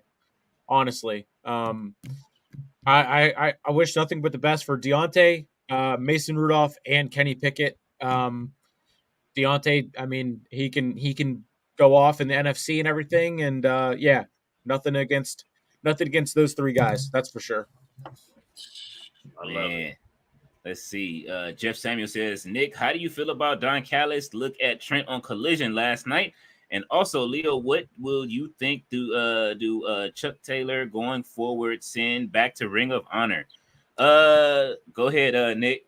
I'll let you go first. So I watched less than 25 minutes of Collision, and I turned it off because I was bored. So I didn't see it. Yeah. Literally, it was 8:24 or 8:54 because it started at 8:30, and I was like, "Yep, I'm gonna go to bed and just sit on YouTube and watch golf videos." I gave it a shot. And that was the first time I watched Collision since the debut episode with CM Punk back in last June. So I am not a Collision guy, and Don Callis is I don't know. Don Callis is just Don Callis, I guess. That I see him on Wednesdays, and even then I kind of tune him out. So the Jackal, he is the Jackal. That's why I always remind people that Don Callis was the Jackal in WWE, and he was supposed to be a part of the Ministry of Darkness. You imagine he was the mouthpiece at first, and he was talking about the coming of when Undertaker was turning, and then he just vanished right before that. I don't know what he did to piss Vince McMahon off, but you know what I mean? If he's looking at Trent, I hope that he brings out a darker side in Trent. Chuck Taylor is on the Cabana plan, like I tell everybody else. We will see him seasonally like we see Cabana. You know what I'm saying? Colt Cabana. So, you know what I mean? He's on the Cabana plan. Let's see. Jeff says Braun return was epic on Raw. His big man heavy. Everybody get a slap. I think Braun Strowman was a great return. It might have been a little bit too premature, especially depending on what they do with the whole Wyatt Six family when they come. Right. I didn't get to see the what the QR code did yesterday. Did anybody get to see what the QR code did? I missed like the first hour and a half of Raw. But I'm looking on Twitter right now. Okay. Which is where I've been finding the videos that people put out. So I'm seeing one. Okay, I have it. I can share my screen and play it. Okay. All right, let's see. It's AOP on screen right now. We good.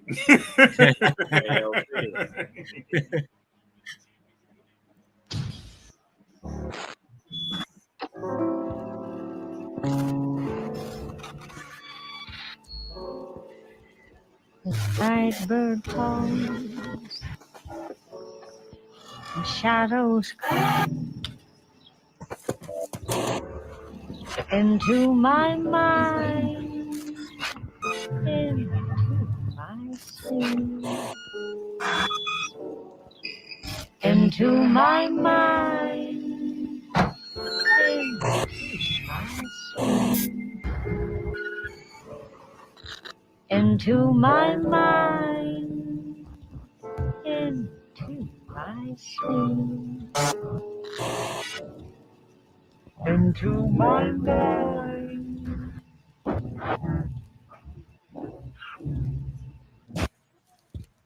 Okay, so yeah.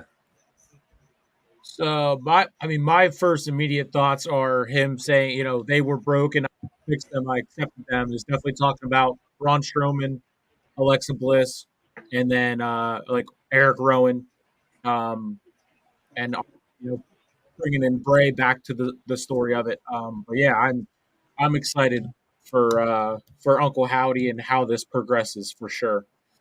I wonder if I'm thinking that he's going to evolve into something else. I don't think he'll be Uncle Howdy very long.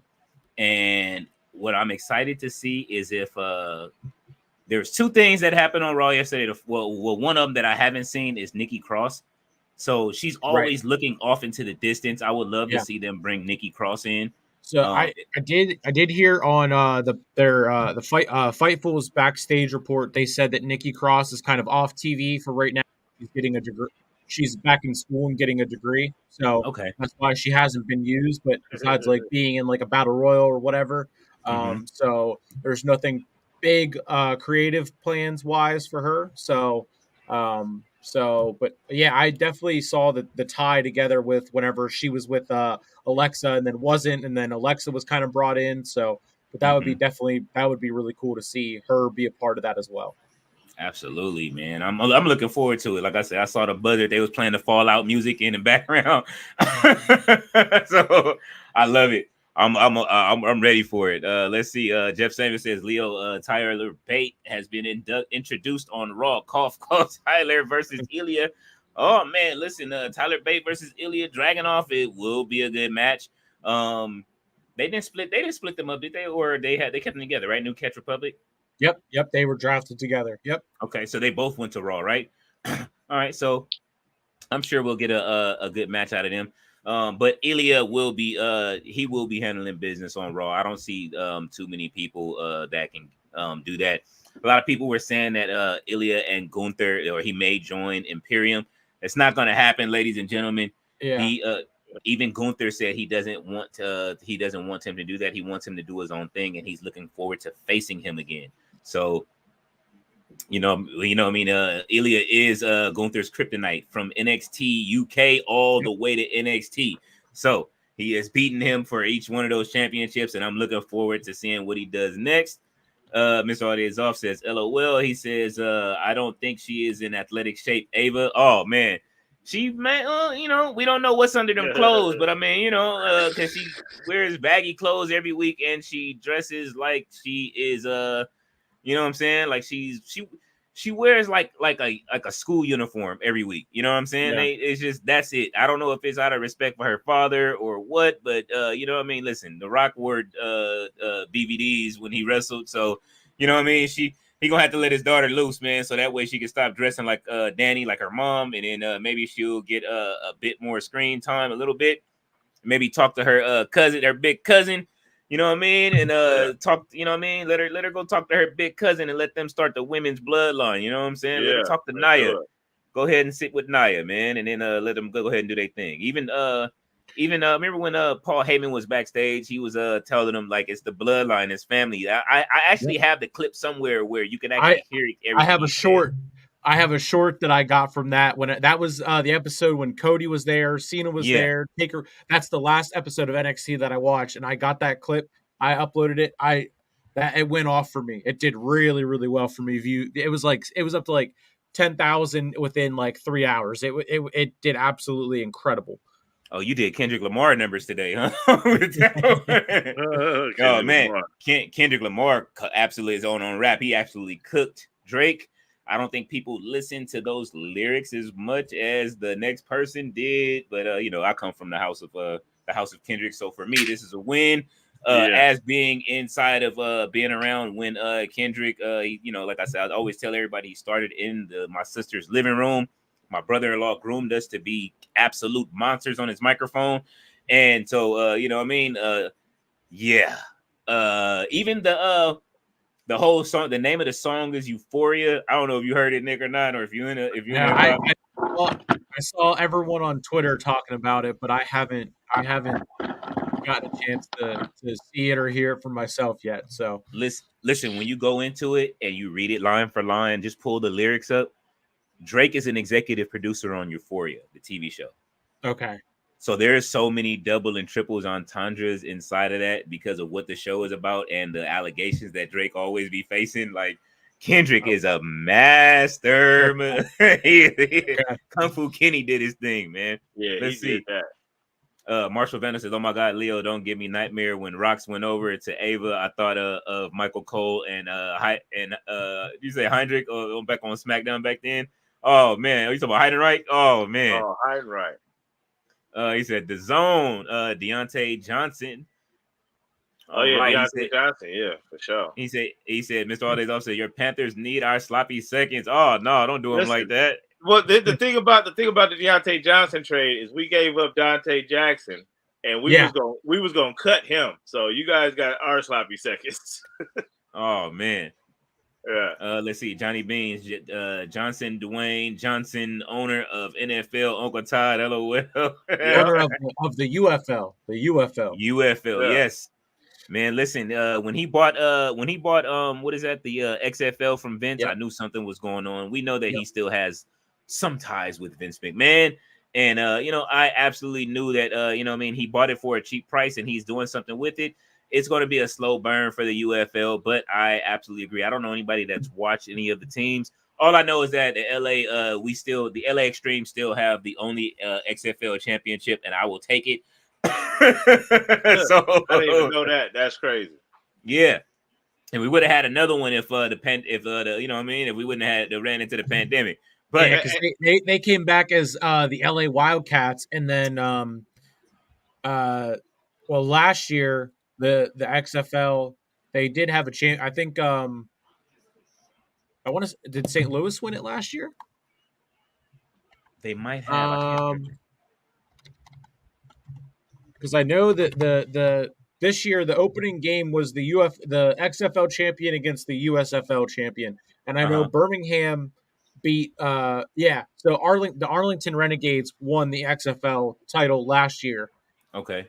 And then the Birmingham Stallions won the USFL. So with the merger, the two champions of each league then played each other. Now the divisions are 4 teams from the USFL and 4 teams from the XFL to make up the UFL. I think it's going to work out in the long run. You know what I'm saying? Like, I do too. I think as more people want that, get the spring fever for football and miss it and everything, definitely it can stand its ground for sure.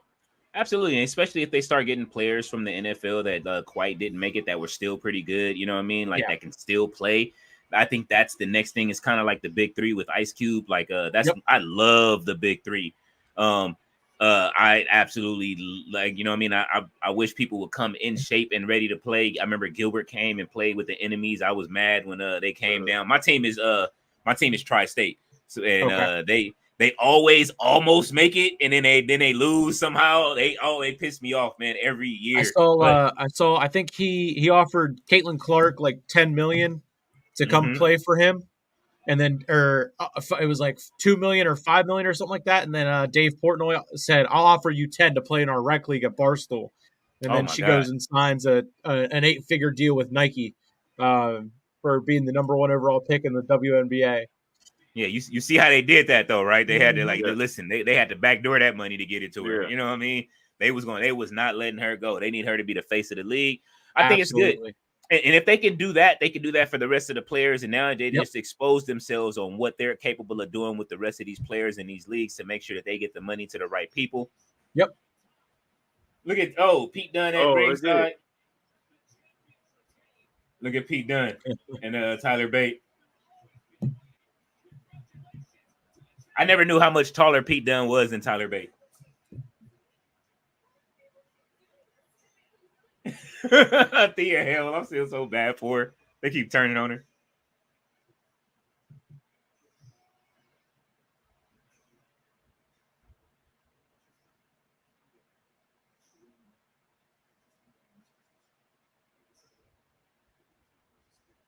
They better not put this boy in Chase U.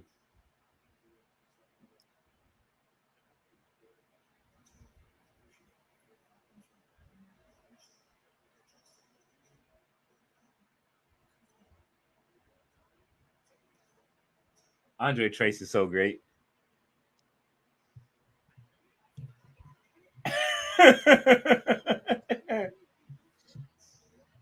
Oh man.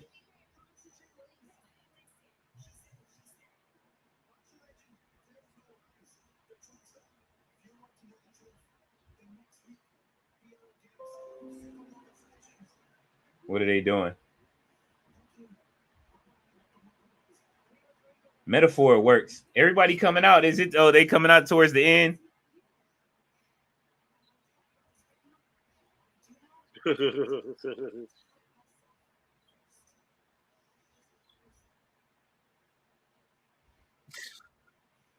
Man, Shawn Michaels is down there doing the Lord's work.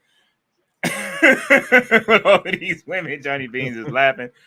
Mr. All Days Off said, "We got to run a wrestling Jeopardy for show." Absolutely.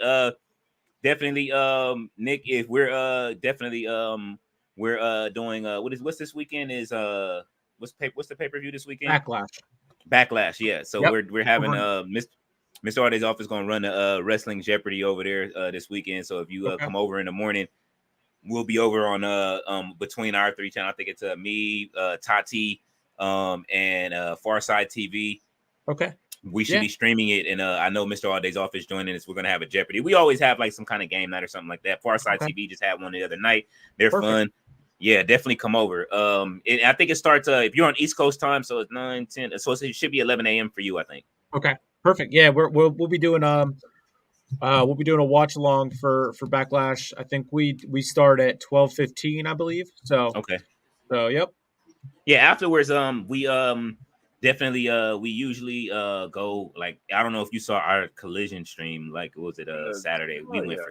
We were on for 7 hours.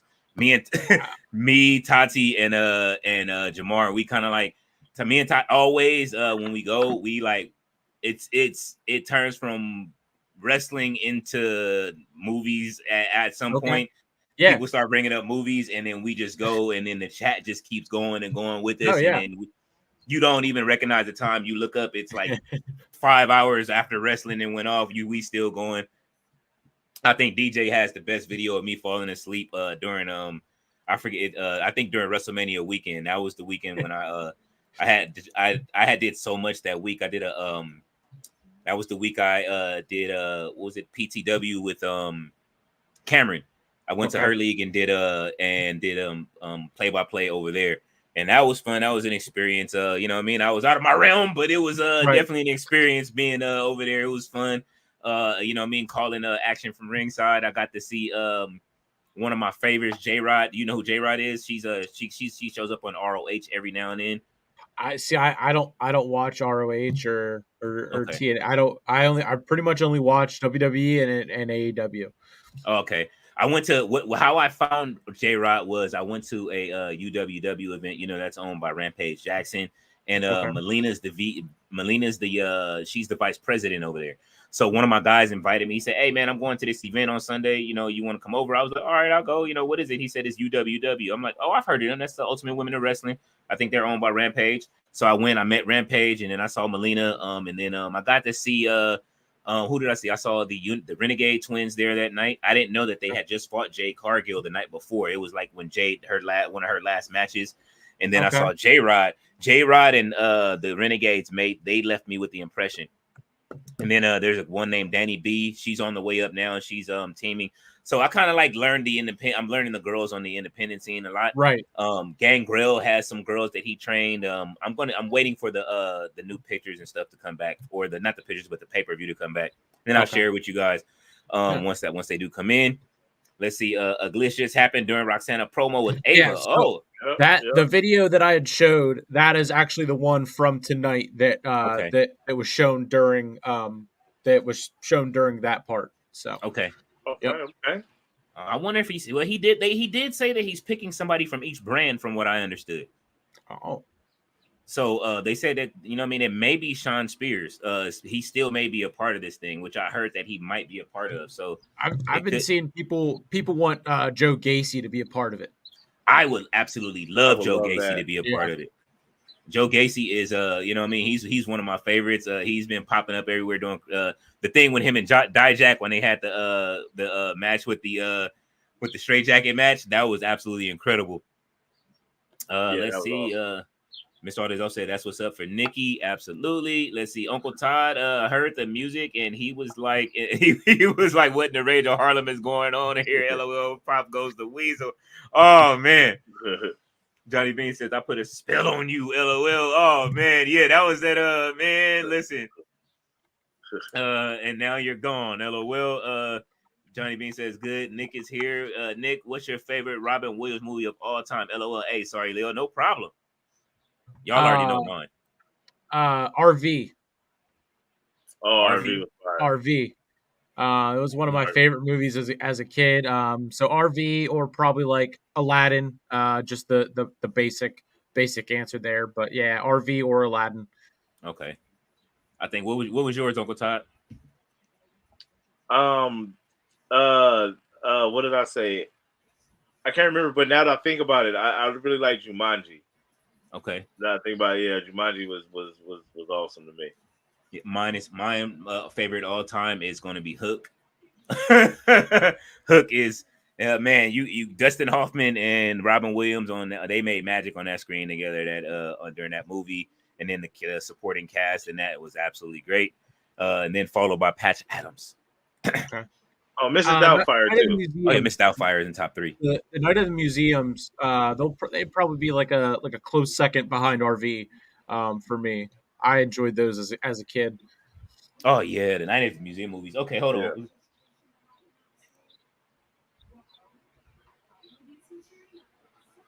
She's too much like Thea Hale, man. Brinley Reese.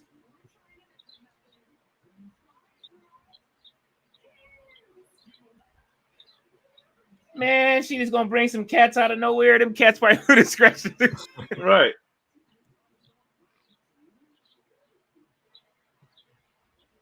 He still got his cat though. Whose Yeah, house that's they at? great. NXT Spring Breakin' official dream. Jarrell. Okay, they actually got they sponsoring people for the TV baby pay-per-views. Okay. Let's see, Mr. Audie's offset. LOL, you right. I forgot about the CB. Talking about the cornerback, I guess. Yeah. If you listen to Kendrick, you'll know Nas birthed him as well, just like Jay-Z did to J. Cole. Listen, Kendrick's true birth is I'm gonna tell you right now, Kendrick's true birth is not Nas, but it is Cassidy. Y'all just don't understand what I used to hear when I used to go to the studio and listen to this boy rap. And I used to bring my records in, and I'm older than him by a few years. And I'm like, yeah, I brought my new music. And they like, oh, yeah, this shit's cool. But here, listen to this Kendrick. And then be like, fuck, you see how many light years away Kendrick was from me? And I had to catch up. But it was good to be able to have that level of competition to be able to try to catch up to. Kendrick is an absolute monster. All right, Jacob Penny says, sup, Nick and Leo and Uncle, who show up to help Solo at Backlash this Saturday. Oh, just enjoy wrestling, folks. You thought Bam Bam was great. You haven't seen the Samoan Werewolf. I have seen the Samoan Werewolf. I am very impressed. Nobody in the bloodline talks like the High Chief, the Samoan Werewolf, Jacob Fatu. He is the High Chief, is what they call him in the Indies. What y'all think? Are y'all familiar with Jacob Fatu? I'm sure, right?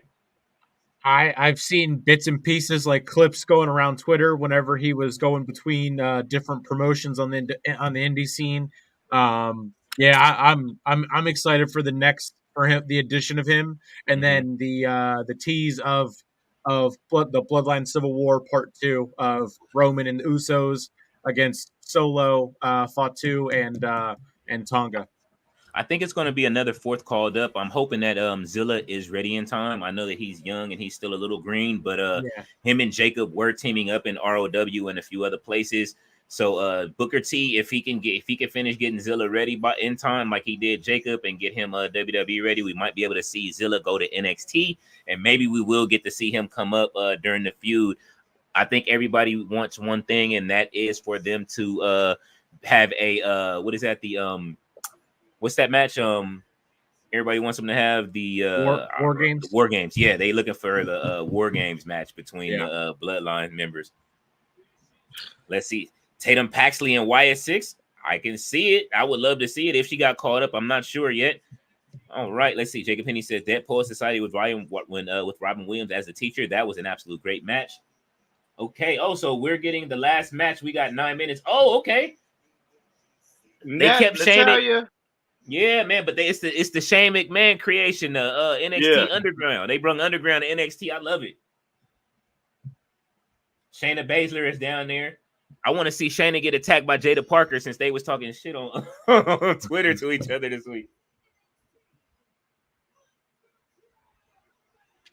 Oh, girl in her hair is wow. Natalya was another one that it ended up getting drafted to Raw. She was a free agent last year, which is why she kind of went back and forth between all three. Was seen in battle royals and everything like that. So her time in NXT is done as of now, since she did get drafted to Raw. So and then she has a contract coming up, so hopefully they can re-sign her, and that'll be good. But they bet not let her go. She's training way too many people. She got Jade ready. yes. I don't know if you've seen Jade on the on these house shows lately. Jade is looking absolutely great. She's selling, which is one of the things that we didn't get to see. I think that was everybody's concern, was could she sell? And she definitely is learning how to sell. Definitely the drills that they've been running. I know that Ricky, pretty Ricky, it has been down there with them from AEW. He's been training in the dungeon as well. Look, man, Natty has that dungeon moving.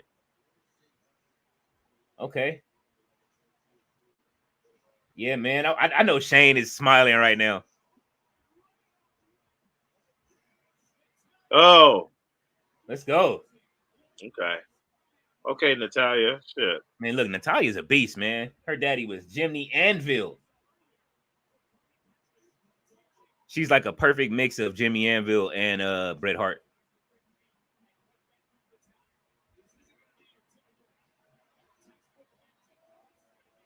Oh, she's trying to tap her out already? Hey, y'all remember when Commander Aziz was down there? and he came in slamming everybody in Raw Underground. Well, that was the introduction of Omos, and I will never forgive Shane for bringing Omos into this and putting him on my screen so much. I can't stand Omos. Man, you know what? Omos is, that's the thing, is that I think where they made the mistake with Omos is that they don't let him show his real personality. Omos is funny, and I was so upset. We were there. Oh, that was night 2. You wasn't there night 2, huh, Todd? Yeah. When I went to WrestleMania, me and it was me and Brad Gilmore. That's when I met Brad Gilmore. Me and him were talking. We just happened to be standing next to each other, and we was watching a match in front of the hard cams. So we're talking, and then we're watching the Brock and Omos match. We like, man, damn, Brock is and Omos is cooking. And then he didn't even kick out when Brock gave him the F5. I'm like, why did y'all let him job out like that? He can't kick out during the F5. Like, Omos needs to be able to show his real personality. I'm hoping that MVP does come in and take over for the Street Profits, or they just let B-Fab talk for the Street Profits and Bobby Lashley. I don't want to hear Bobby say anything. I'd rather replace Omos with replace Bobby Lashley and trade him with Omos, just to keep it real. Omos for Bobby Lashley and the Street Profits? Man, Bobby can't move around the ring like he used to, man. How many people do we need with a spear? Listen, Bobby Lashley, I hated when Bobby Lashley came back. But Bobby Lashley has grown on me. The Hurt Business lock, they gone.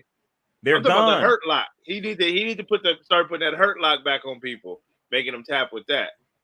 I can dig it, but I'm just, man, but he don't need to talk though. He don't need to talk. He is the cooler, man. He got the Street Profits looking trash out here.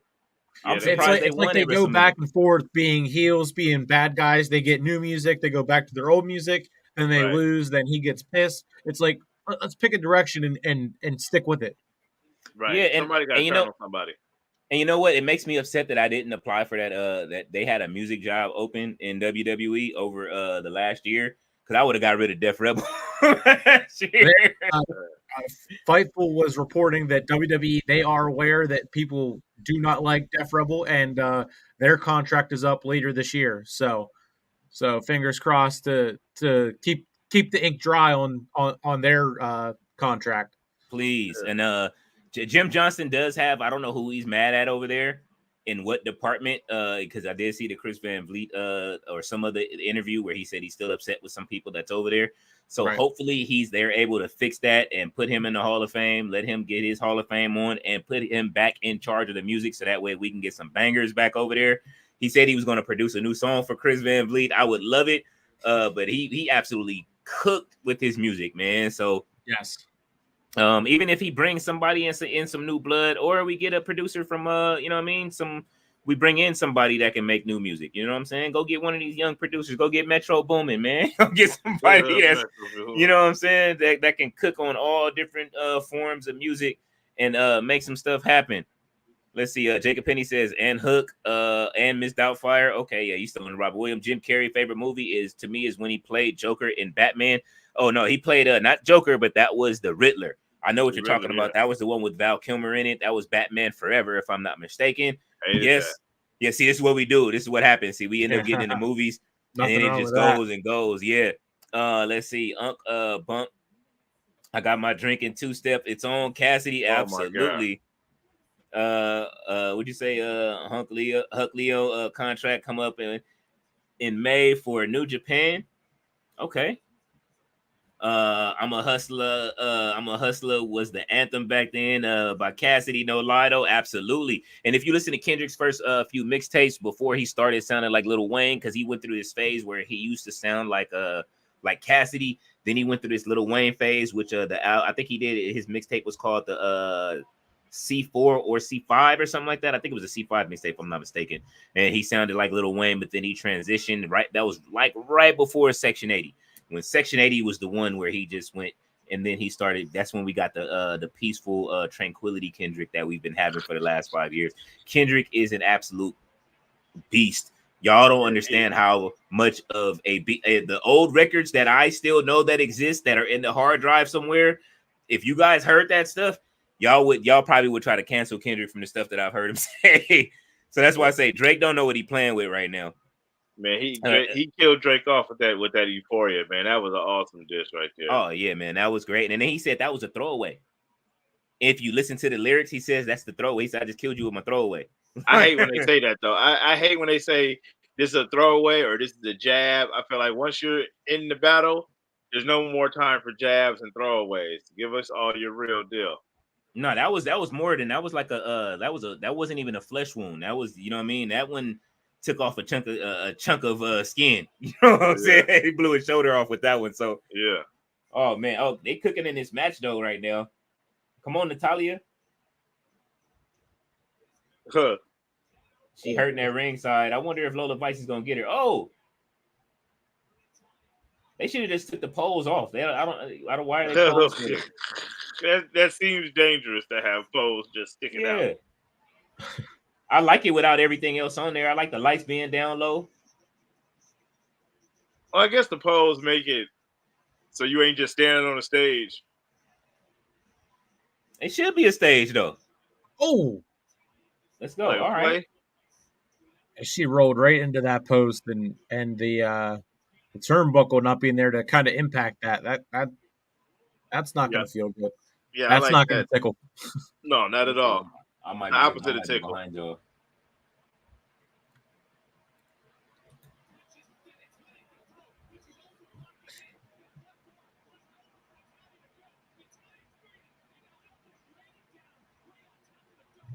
Come on with these little bitty elbows. What is you doing? Natalia done blew you up already?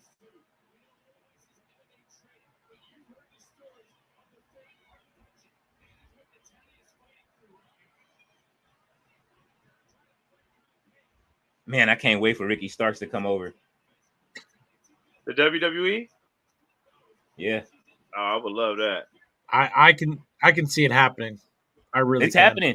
He's training with her already. He's been training. He was training Trick Williams and who else was he training? He's training quite a few people. I know Omos has been down to the dungeon. Man, if you don't stop telling us about Omos. Hey man, look, bro. I'm saying, man, they down there training with Natty. That's all I'm saying. Is if she's training these dudes, I'm loving it. You know what I mean? And her and TJ getting them ready.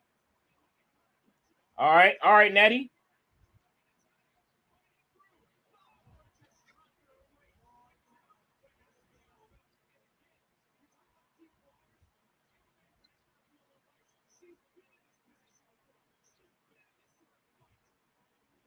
Let's go. Look at Shayna Baszler. Oh! You got her locked They need to add this ring to the game. Yeah. Give us the underground ring. I want the underground ring.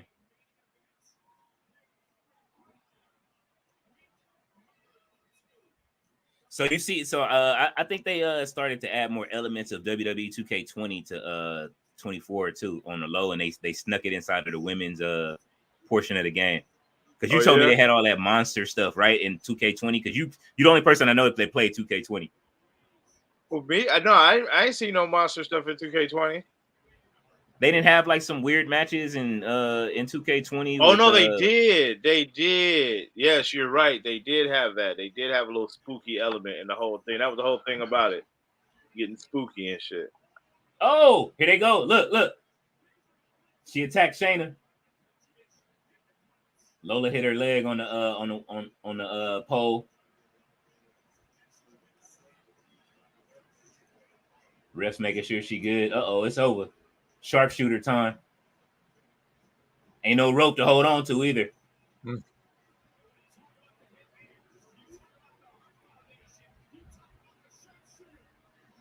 Oh! Get your ass off the stage. No, turn around. Ooh, all right.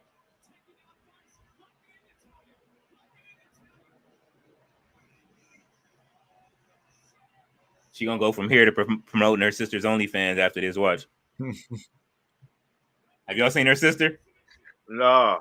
Who's sister? Shayna Baszler? Nick. No, I'm talking about Natalia's sister. Their YouTube channel popped up on my feed and it just I just shook my head and scrolled right on past it. Oh man. It's family support. Jason Michael said, "Oh my God, Leo, Uncle Nick, can you imagine Leo face expression? TK dad introduced new GM at the end of tomorrow. Dun dun dun. I'm back, and I'm better than ever with what the fuck is Eric Bischoff? Oh my God! If they introduce Eric Bischoff, it's a wrap. I think it will be smart though. You know why? Eric Bischoff knows how to deal with TBS and TNT. He knows how to deal with that building. That's what he's been trying to tell Tony for the last 5 years. Okay, so this is going to spill over into Raw. Oh, spinning back fist. That's a wrap.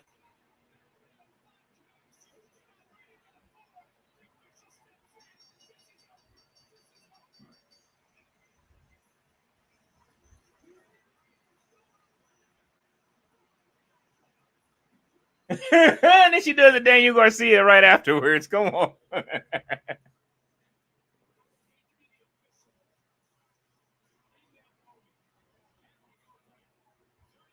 Look, Shayna choking out her own. Look, oh. All right, so we know what we getting on Raw this week. All right, Jason Michael says, Leo, he said that Tama Tonga younger brother. Oh, okay. Tama's younger brother. They've been trying to get him too. Hook Leo contract come up for New Japan. The brother in the Gorilla of Destiny. Okay. Oh man, listen, the bloodline is getting thicker. And now I'm hearing that Drake may be working on it with the G Unit on a diss track, and the game want to be on it on this. If that game don't sit, man, listen, if game is on there trying to diss Kendrick, and I'm not even trying to hear it no more. WWE also interested in bringing Britt Baker to get Adam Cole Bay back. Hey, I'm with it. I would love that. I would too. He deserves a main roster run, man. Or, he deserves it.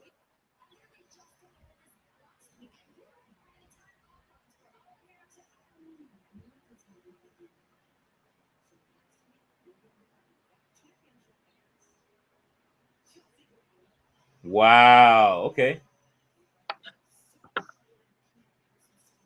What the hell is Chelsea wearing?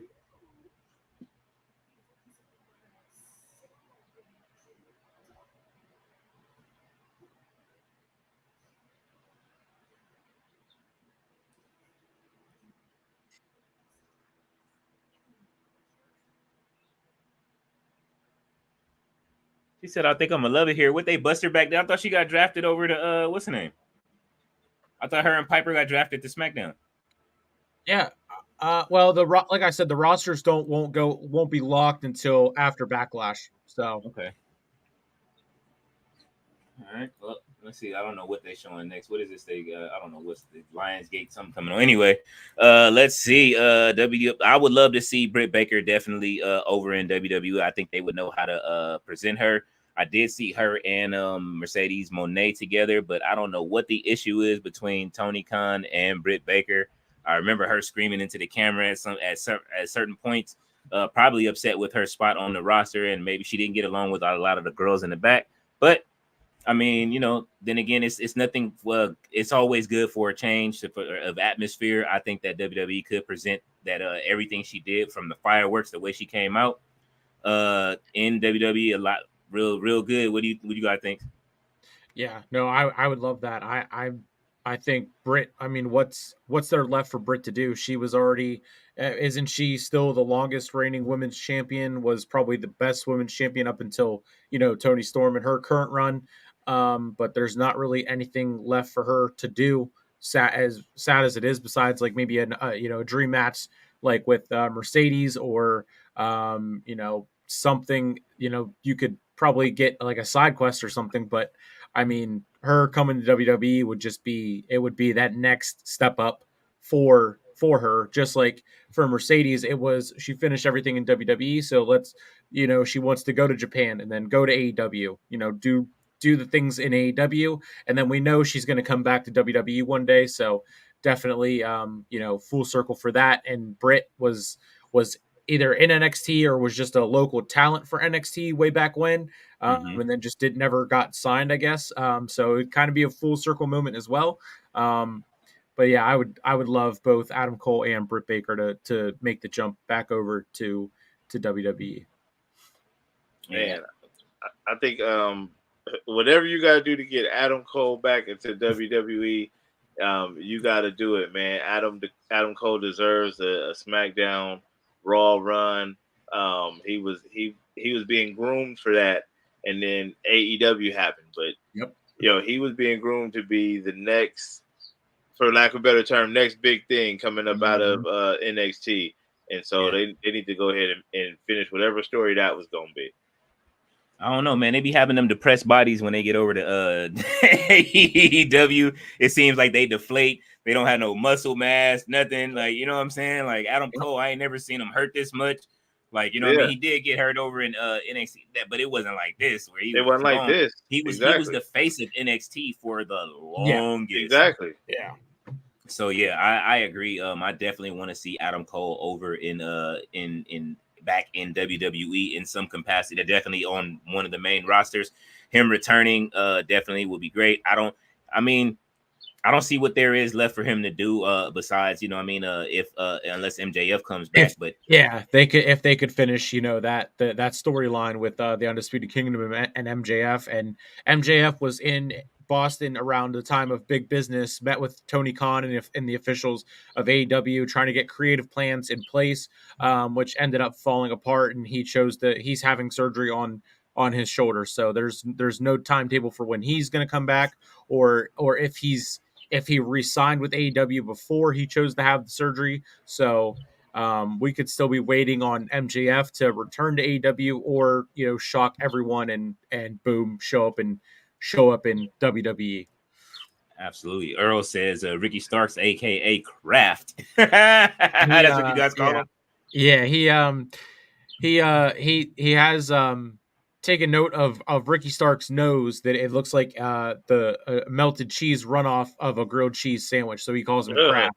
The first time he told me that, I said I'll never be able to eat a grilled cheese ever again. Oh man, yeah, I'm sure we'll be talking about that tomorrow night on the Dynamite watch long, which Earl also then is saying about. So, oh man, that's funny.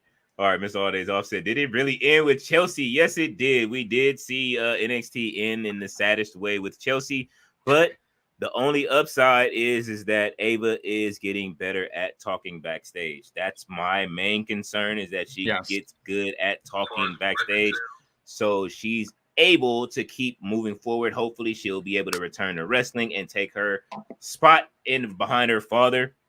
Earl says AEW Dynamite watch along telecast returns tomorrow night. All right, we're going to have to definitely tap in. I know that Tati will be also streaming, so definitely we will tap in with you guys. I'll probably have to have both of y'all running on 2 different screens. I got about 4 screens in my room, so usually I have different things running. When me and Earl were on, I had Tati running on another screen when ROH was on, when me and Earl were on last Thursday. And that was again, Earl, thank you for letting me come on. That was an absolute pleasure. It was fun. Mr. All Days Off says LOL. And we have reached the end of the comment section. So, man, we got there's 26 people watching right now. Thank you guys for joining us for my introduction and inaugural. Thank you, Nick, for being here with me. You'll be back next week, Nick? Yep. If you get off on time, definitely. Yep. I'll be here. Probably miss like about the first half hour to 45 minutes again. Hopefully, if and when we get our college kids coming back into working at the golf course, I can whoever I'm paired up with on Tuesdays, I can check and see if they're cool with me slipping out at 7:30, and then on those nights I will be right on time. But yeah, I will be here. I'll catch whatever I can be a part of next week. All right. Well, it'll be open to you. Definitely the stream will be open. So that way you can just come in and jump in. Let's see. Marshall says, yeah, Leo, I told you, maybe WWE and TNA is swap talents just like AEW. They roster to WWE. I think so too. It's an easy way to do it. I would say that they should stop with the, we're not re-signing contracts thing and just trade. Just go ahead and start trading people back and forth. You know what I'm saying? And that way it makes it easier. We know that TNA has a deal with TKO, so it makes sense. You know what I'm saying? TKO is WWE. They're one and the same. So basically, TNA has a deal with WWE. Just go ahead and do that. Trade the rosters back and forth. You know what I mean? I'm still waiting for that Bianca Belair and Jordan Grace match that they were talking about. Hopefully, Bianca's able to go down there and do that. But we know that she's up for them tag titles. So all of the women's tag titles, if you guys didn't pay attention, all of the women's tag teams were moved quietly over to SmackDown. Not quietly, but during the draft, the tag teams went over there. So I expect after Backlash for Bianca and Jade to dominate the tag team division for the next year until their eventual split. I'm just calling it like I see it because that we all know that's the money match for WrestleMania at some point. Let's see. Marshall says, wrestling, let's enjoy this moment. Absolutely. There's wrestling everywhere. Catch it in your local town. Catch wrestling on now on X, aka Twitter. You can catch it on Level Up is out. You got Speed. Those that don't know, they didn't catch it. Ricochet is the Speed inaugural champion. I'm pretty sure it'll air this week. Some point. Speed is now coming Wednesdays and Fridays at 12 noon on Twitter. So they're doubling up on Speed. Okay. Yep. I love it. it. Yeah. What else? Let's see. We got Ring of Honor. I watched Ring of Honor. That's one of my favorite shows to watch. I'm hoping that WWE can get their hands on Jack Cartwheel. I would put him and Sol Ruka in a team together. I'm sorry, their athleticism and the way that they can move around the ring, and be able to it's their ability to dodge moves. Todd, I don't know if you've seen Jack Cartwheel. Have you seen him yet? No, I haven't seen Jack Cartwheel. Look up Jack Cartwheel. Have you seen him yet, Nick? No. Okay, I need both of you guys to look up Jack Cartwheel and just watch his ability to move around the ring. I think you guys would definitely enjoy him. Right now, he does need to be repackaged. I'm not really caring for the tassels and, on him, but it does give him character. But watching him wrestle is a work of art, the way that he's able to move around the ring. If you like people that are very athletic and can do some of this stuff, he can move around like Ricochet, bro. But as well, I just put up a video, a link to his Twitter, and his pinned tweet is him like going from half of the ring and doing like right away what you said. Yeah, just that's insane. Yeah. Let's. I want to. Yeah, definitely. Jack Cartwheel is like that, man. Like I said, I put him in Speed, man. Let me see a match with Ricochet and Jack Cartwheel immediately. Like I love Jack Cartwheel. People that know me know I like Jack Cartwheel. I'm enjoying him on Ring of Honor. Ring of Honor has a lot of hidden jewels down there that don't get to be seen so much. Oh, you watching them right now? Yeah, I see that. Yeah, with the backflip Canadian destroyer situation going on. Yeah. Got my attention. I'm telling you, look, Ring of Honor, man, they be hiding some good matches. The only thing I don't like about Honor Club is that you don't know if you're going to get a 45-minute TV show or if you're going to get a full 2 hours. It's just one of those things, you know what I'm saying? And they need to treat Ring of Honor better or sell it. Let's see. Who would have thought that TNA and WWE was rivals back in 06? Kurt Angle, one of the greatest debuts in TNA history. Absolutely. We can't speak enough about Perk Angle during that time, man. Kurt was doing his stuff, bro. Like when he got over to TNA, he made TNA worth watching when he was on screen. Main Event Mafia is still one of my favorite teams. I wish, you know what I mean? Like, I wish the WWE could bring in some of that stuff so people will really catch up on a lot of that older TNA stuff. Mr. Alday's offset is speed good. Speed is absolutely phenomenal. It's very short matches. They're 3 to 5 minute matches that they have on X actually.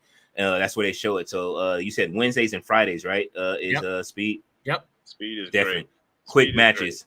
Yeah, they film it during I think they filmed it during SmackDown, maybe before Raw and before SmackDown. I'm thinking. Yeah, I think main event, they still tape main event for during Raw. Usually before Raw, they have a dark match after Raw, and then before, I know they had dark matches after SmackDown, but I think they are now taping Speed after SmackDown. Okay, man, it's good because it gives wrestlers something to do. Like I said, on Wednesday you hop on X, Wednesday or Friday you hop on X and watch some wrestling without commercial breaks, without rest holds, without any of the mess that is just WWE cookie cutter wrestling. Yeah, no And promos, nothing. None of that. And there's stakes. It's not like main event or whatever, where it's just somebody fighting against JTG or some bull. It's really like you got to get done under 3 minutes. There's a champion, all kind of stuff. So I like.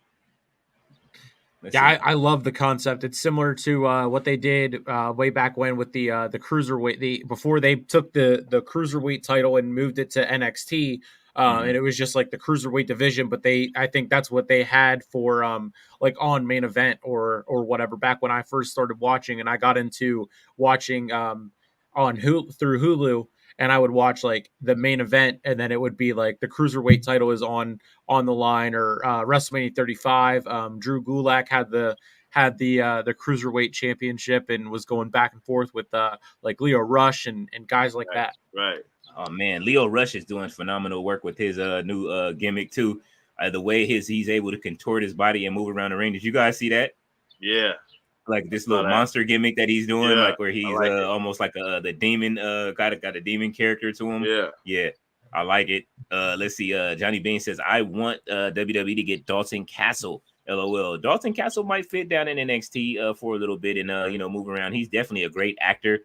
He can wrestle. But I would like him also to move up in AEW if he could. You know what I'm saying? Dalton Castle definitely deserves to get off that Ring of Honor roster. He says, "Oh, Nick, what's your YouTube channel? What's your link?" He's asking for. Yep, I posted that right in the comments. It's down too, but it's in the chat now. I see it right there at Sleeper Sports Media. Yep. When Leo asks, do you see Jack Cartwheel remind me of when Twitter trolls get mad that you never saw an AEW match? Well, you don't know who Will Ospreay is. No, man, I just want to make sure that they aware, man. Like, look, Jack Cartwheel he's one of them guys. I'm not gonna hold you. Like, it's not too many people that I'll be like, yo, I need to see this person here. But Jack Cartwheel is one of those ones, definitely. Let's see. Definitely here it is. So that way you guys can see it. Make sure everybody goes and follow Sleeper Sports Media. There is the logo and there is the YouTube. So make sure you click that link and go follow Sleeper Sports Media. Definitely make sure you guys are following the Hardcore Sports Network as well. And definitely, of course, no dirt sheets. Definitely. Oh, and what y'all finna do with Uncle Todd as well, if you are here, since he is here as one of our guests. Bring back mixed match challenges. I think that'll be fun, definitely. But I would like to see some more of these NXT Underground matches if they start adding those back to the fold. They do look fun. I would like to see it kind of how it was before. I miss Shane McMahon back there, how he was calling the matches. I would say bring Shane back. He was at the Hall of Fame. Let him go back there and do his stuff, man. Let him go down with Shawn Michaels in him. I'm pretty sure he'll have fun. Let's see. James said, yeah, Leo, you said that can Ricochet use the speed title like what TNA did with the X division? Absolutely. They should, yes, for sure. James says, LOL, I love this stream. Absolutely, man. And everybody, man, look, we got a lot of people watching, man. I'm enjoying it. Can we get Nick for the SmackDown stream also up to this Friday? Leo, I would love to have them, but unfortunately, next week, definitely, I will be doing SmackDown. I'll be doing a SmackDown on the Hardcore Sports Network. if you are available, Nick, I definitely would love to have you there. Uncle Todd, if you're able, I know that you do stuff on Fridays. Yes. But this Friday, unfortunately, I will not be doing SmackDown this Friday. Unfortunately, I am going to see Bill Burr. It was a birthday gift from my brother, so you know what I mean. I would love to be there. Trust me, I'm sick about it, but it's Bill Burr as well, so I will keep you guys updated. I know that they're probably going to hide our phones, but it's at the Hollywood Bowl, so I'm definitely going to go check out Bill Burr. I got to do it since it was a birthday gift. Earl and I, we do SmackDown on Fridays. So if you ever want to join in with him, and we could kind of do it that way, just merge them. But yeah, I'm usually always available for Raw, Dynamite, and SmackDown, and now and NXT as well. So yeah, we can for sure work something out. But yeah, I would love that. Oh, I'm down. Definitely for Raw too. Uncle Todd comes on with me for Raw sometimes too. He'll join me. So definitely we'll work it out. Definitely. I would love to have you on for Raw too. The more the merrier. We can get everything in and get everybody tied in and have more people there and to come in and you know what I mean. Let's bring the communities together to the Hardcore Sports Network, man. That's the whole goal. Intertwine, week to week and figure that out. Yeah, definitely. Absolutely, man. So definitely. So Fridays, you guys, since I'm not going to be live, you guys make sure you go over to Sleeper Sports Media and the Hardcore Sports Network, so that way you guys can find your stream. So you still will get a watch along on Friday for SmackDown. Since I won't be around, definitely go and follow the other guys, and that way you guys still will get your wrestling. Go ahead, Uncle Todd. Yeah, wait, let me just say one thing, man. Before we go, make sure you guys are tuning in to watch me kick King Leo's ass in WWE 2K24. If you missed it, the link is up there. You see Uncle Todd comedy. Come out there and dominate your precious King Leo. Is this your king? Listen, you won with your created wrestler, but we seen what happened when we put the regular wrestlers. When you had LA Knight, which was rated 88. LA Knight was rated 88, right? Yeah. And he lost to a 79 rated Big Boss Man. So stop playing. Big Boss Man is your nightmare. Big Boss Man is a champ. You're not even gonna see Big Boss Man for another 2 weeks. I bet not see Big Boss Man ass nowhere. Because he gonna give you the Boss Man slam and put you out of your misery. Matter of fact, y'all go over to No Dirt Sheets and look at that clip on how Big Boss Man took him down with an elbow drop. And put him to sleep. James said Butterfly Power Drive King Leo right on that little Afro puff he got in the back. Hey, man, he got lucky with that, and we're playing on that on the server with on that slow ass server, but I still made sure that I ended it with a victory. Just remember that. All right, James says if they're available, no rush. Absolutely. Oh yeah, Leo, you said that no need to explain. Enjoy your sunshine. Absolutely. Hey, look, man, Bill Burr, I can't wait, bro. And Bill Burr is absolutely insane. Let's see. Jason Michael says, Nick, who your top 5 favorite comedian of all time? Adam Sandler, Kevin Hart, and then man, I'm drawing a blank. Matt Rife, and there's 2 other guys that I always get confused, but they've been on and off of like Jake Paul's podcast and Impulsive as well. So, but mainly like Matt Rife or like anyone that gets a Netflix special these days. Jeff Dunham, obviously classic, and Andrew Schultz probably. Okay. Dub, who's your top 5? Oh, even though you are Dub is a stand-up comedian. Uncle Todd is a stand-up comedian. Yes, I am. My top 5 is gonna be Sinbad, Eddie Murphy, Robin Harris, Chris Rock, and man, for real, David Spade, man. That is like he's one of them ones for me. Okay. Shout out to honorable mention John Mulaney. Yeah, I think y'all know who mines are. Eddie Murphy, definitely Dave Chappelle, Cat Williams. I'm gonna throw a curveball at everybody. Dana Carvey. If you guys haven't seen Dana Carvey live, y'all are wilding. And Dana Carvey is crazy, bro. Like his character work, and you know what I mean. I love character people that can go into character on stage. And who else am I gonna name in my top 5? Carlin, definitely Carlin. All right, so let's see. That was awesome 3-man commentary. Take notes, TK. LOL. That's why they love saying LOL.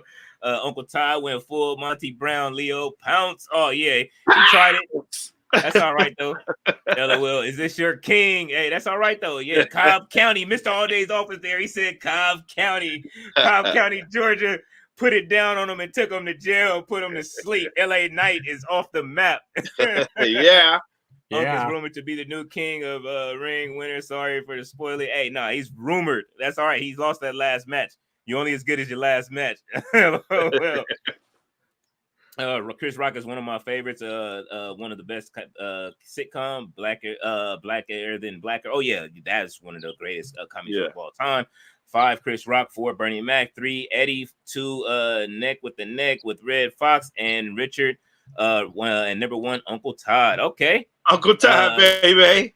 Yeah, and then Marshall Vandal says Rodney Dangerfield. Rodney Dangerfield is actually funny as shit. Like I said, I've already told the story on my podcast. I mean, on one of my shows before, how I had when I worked in the hospital.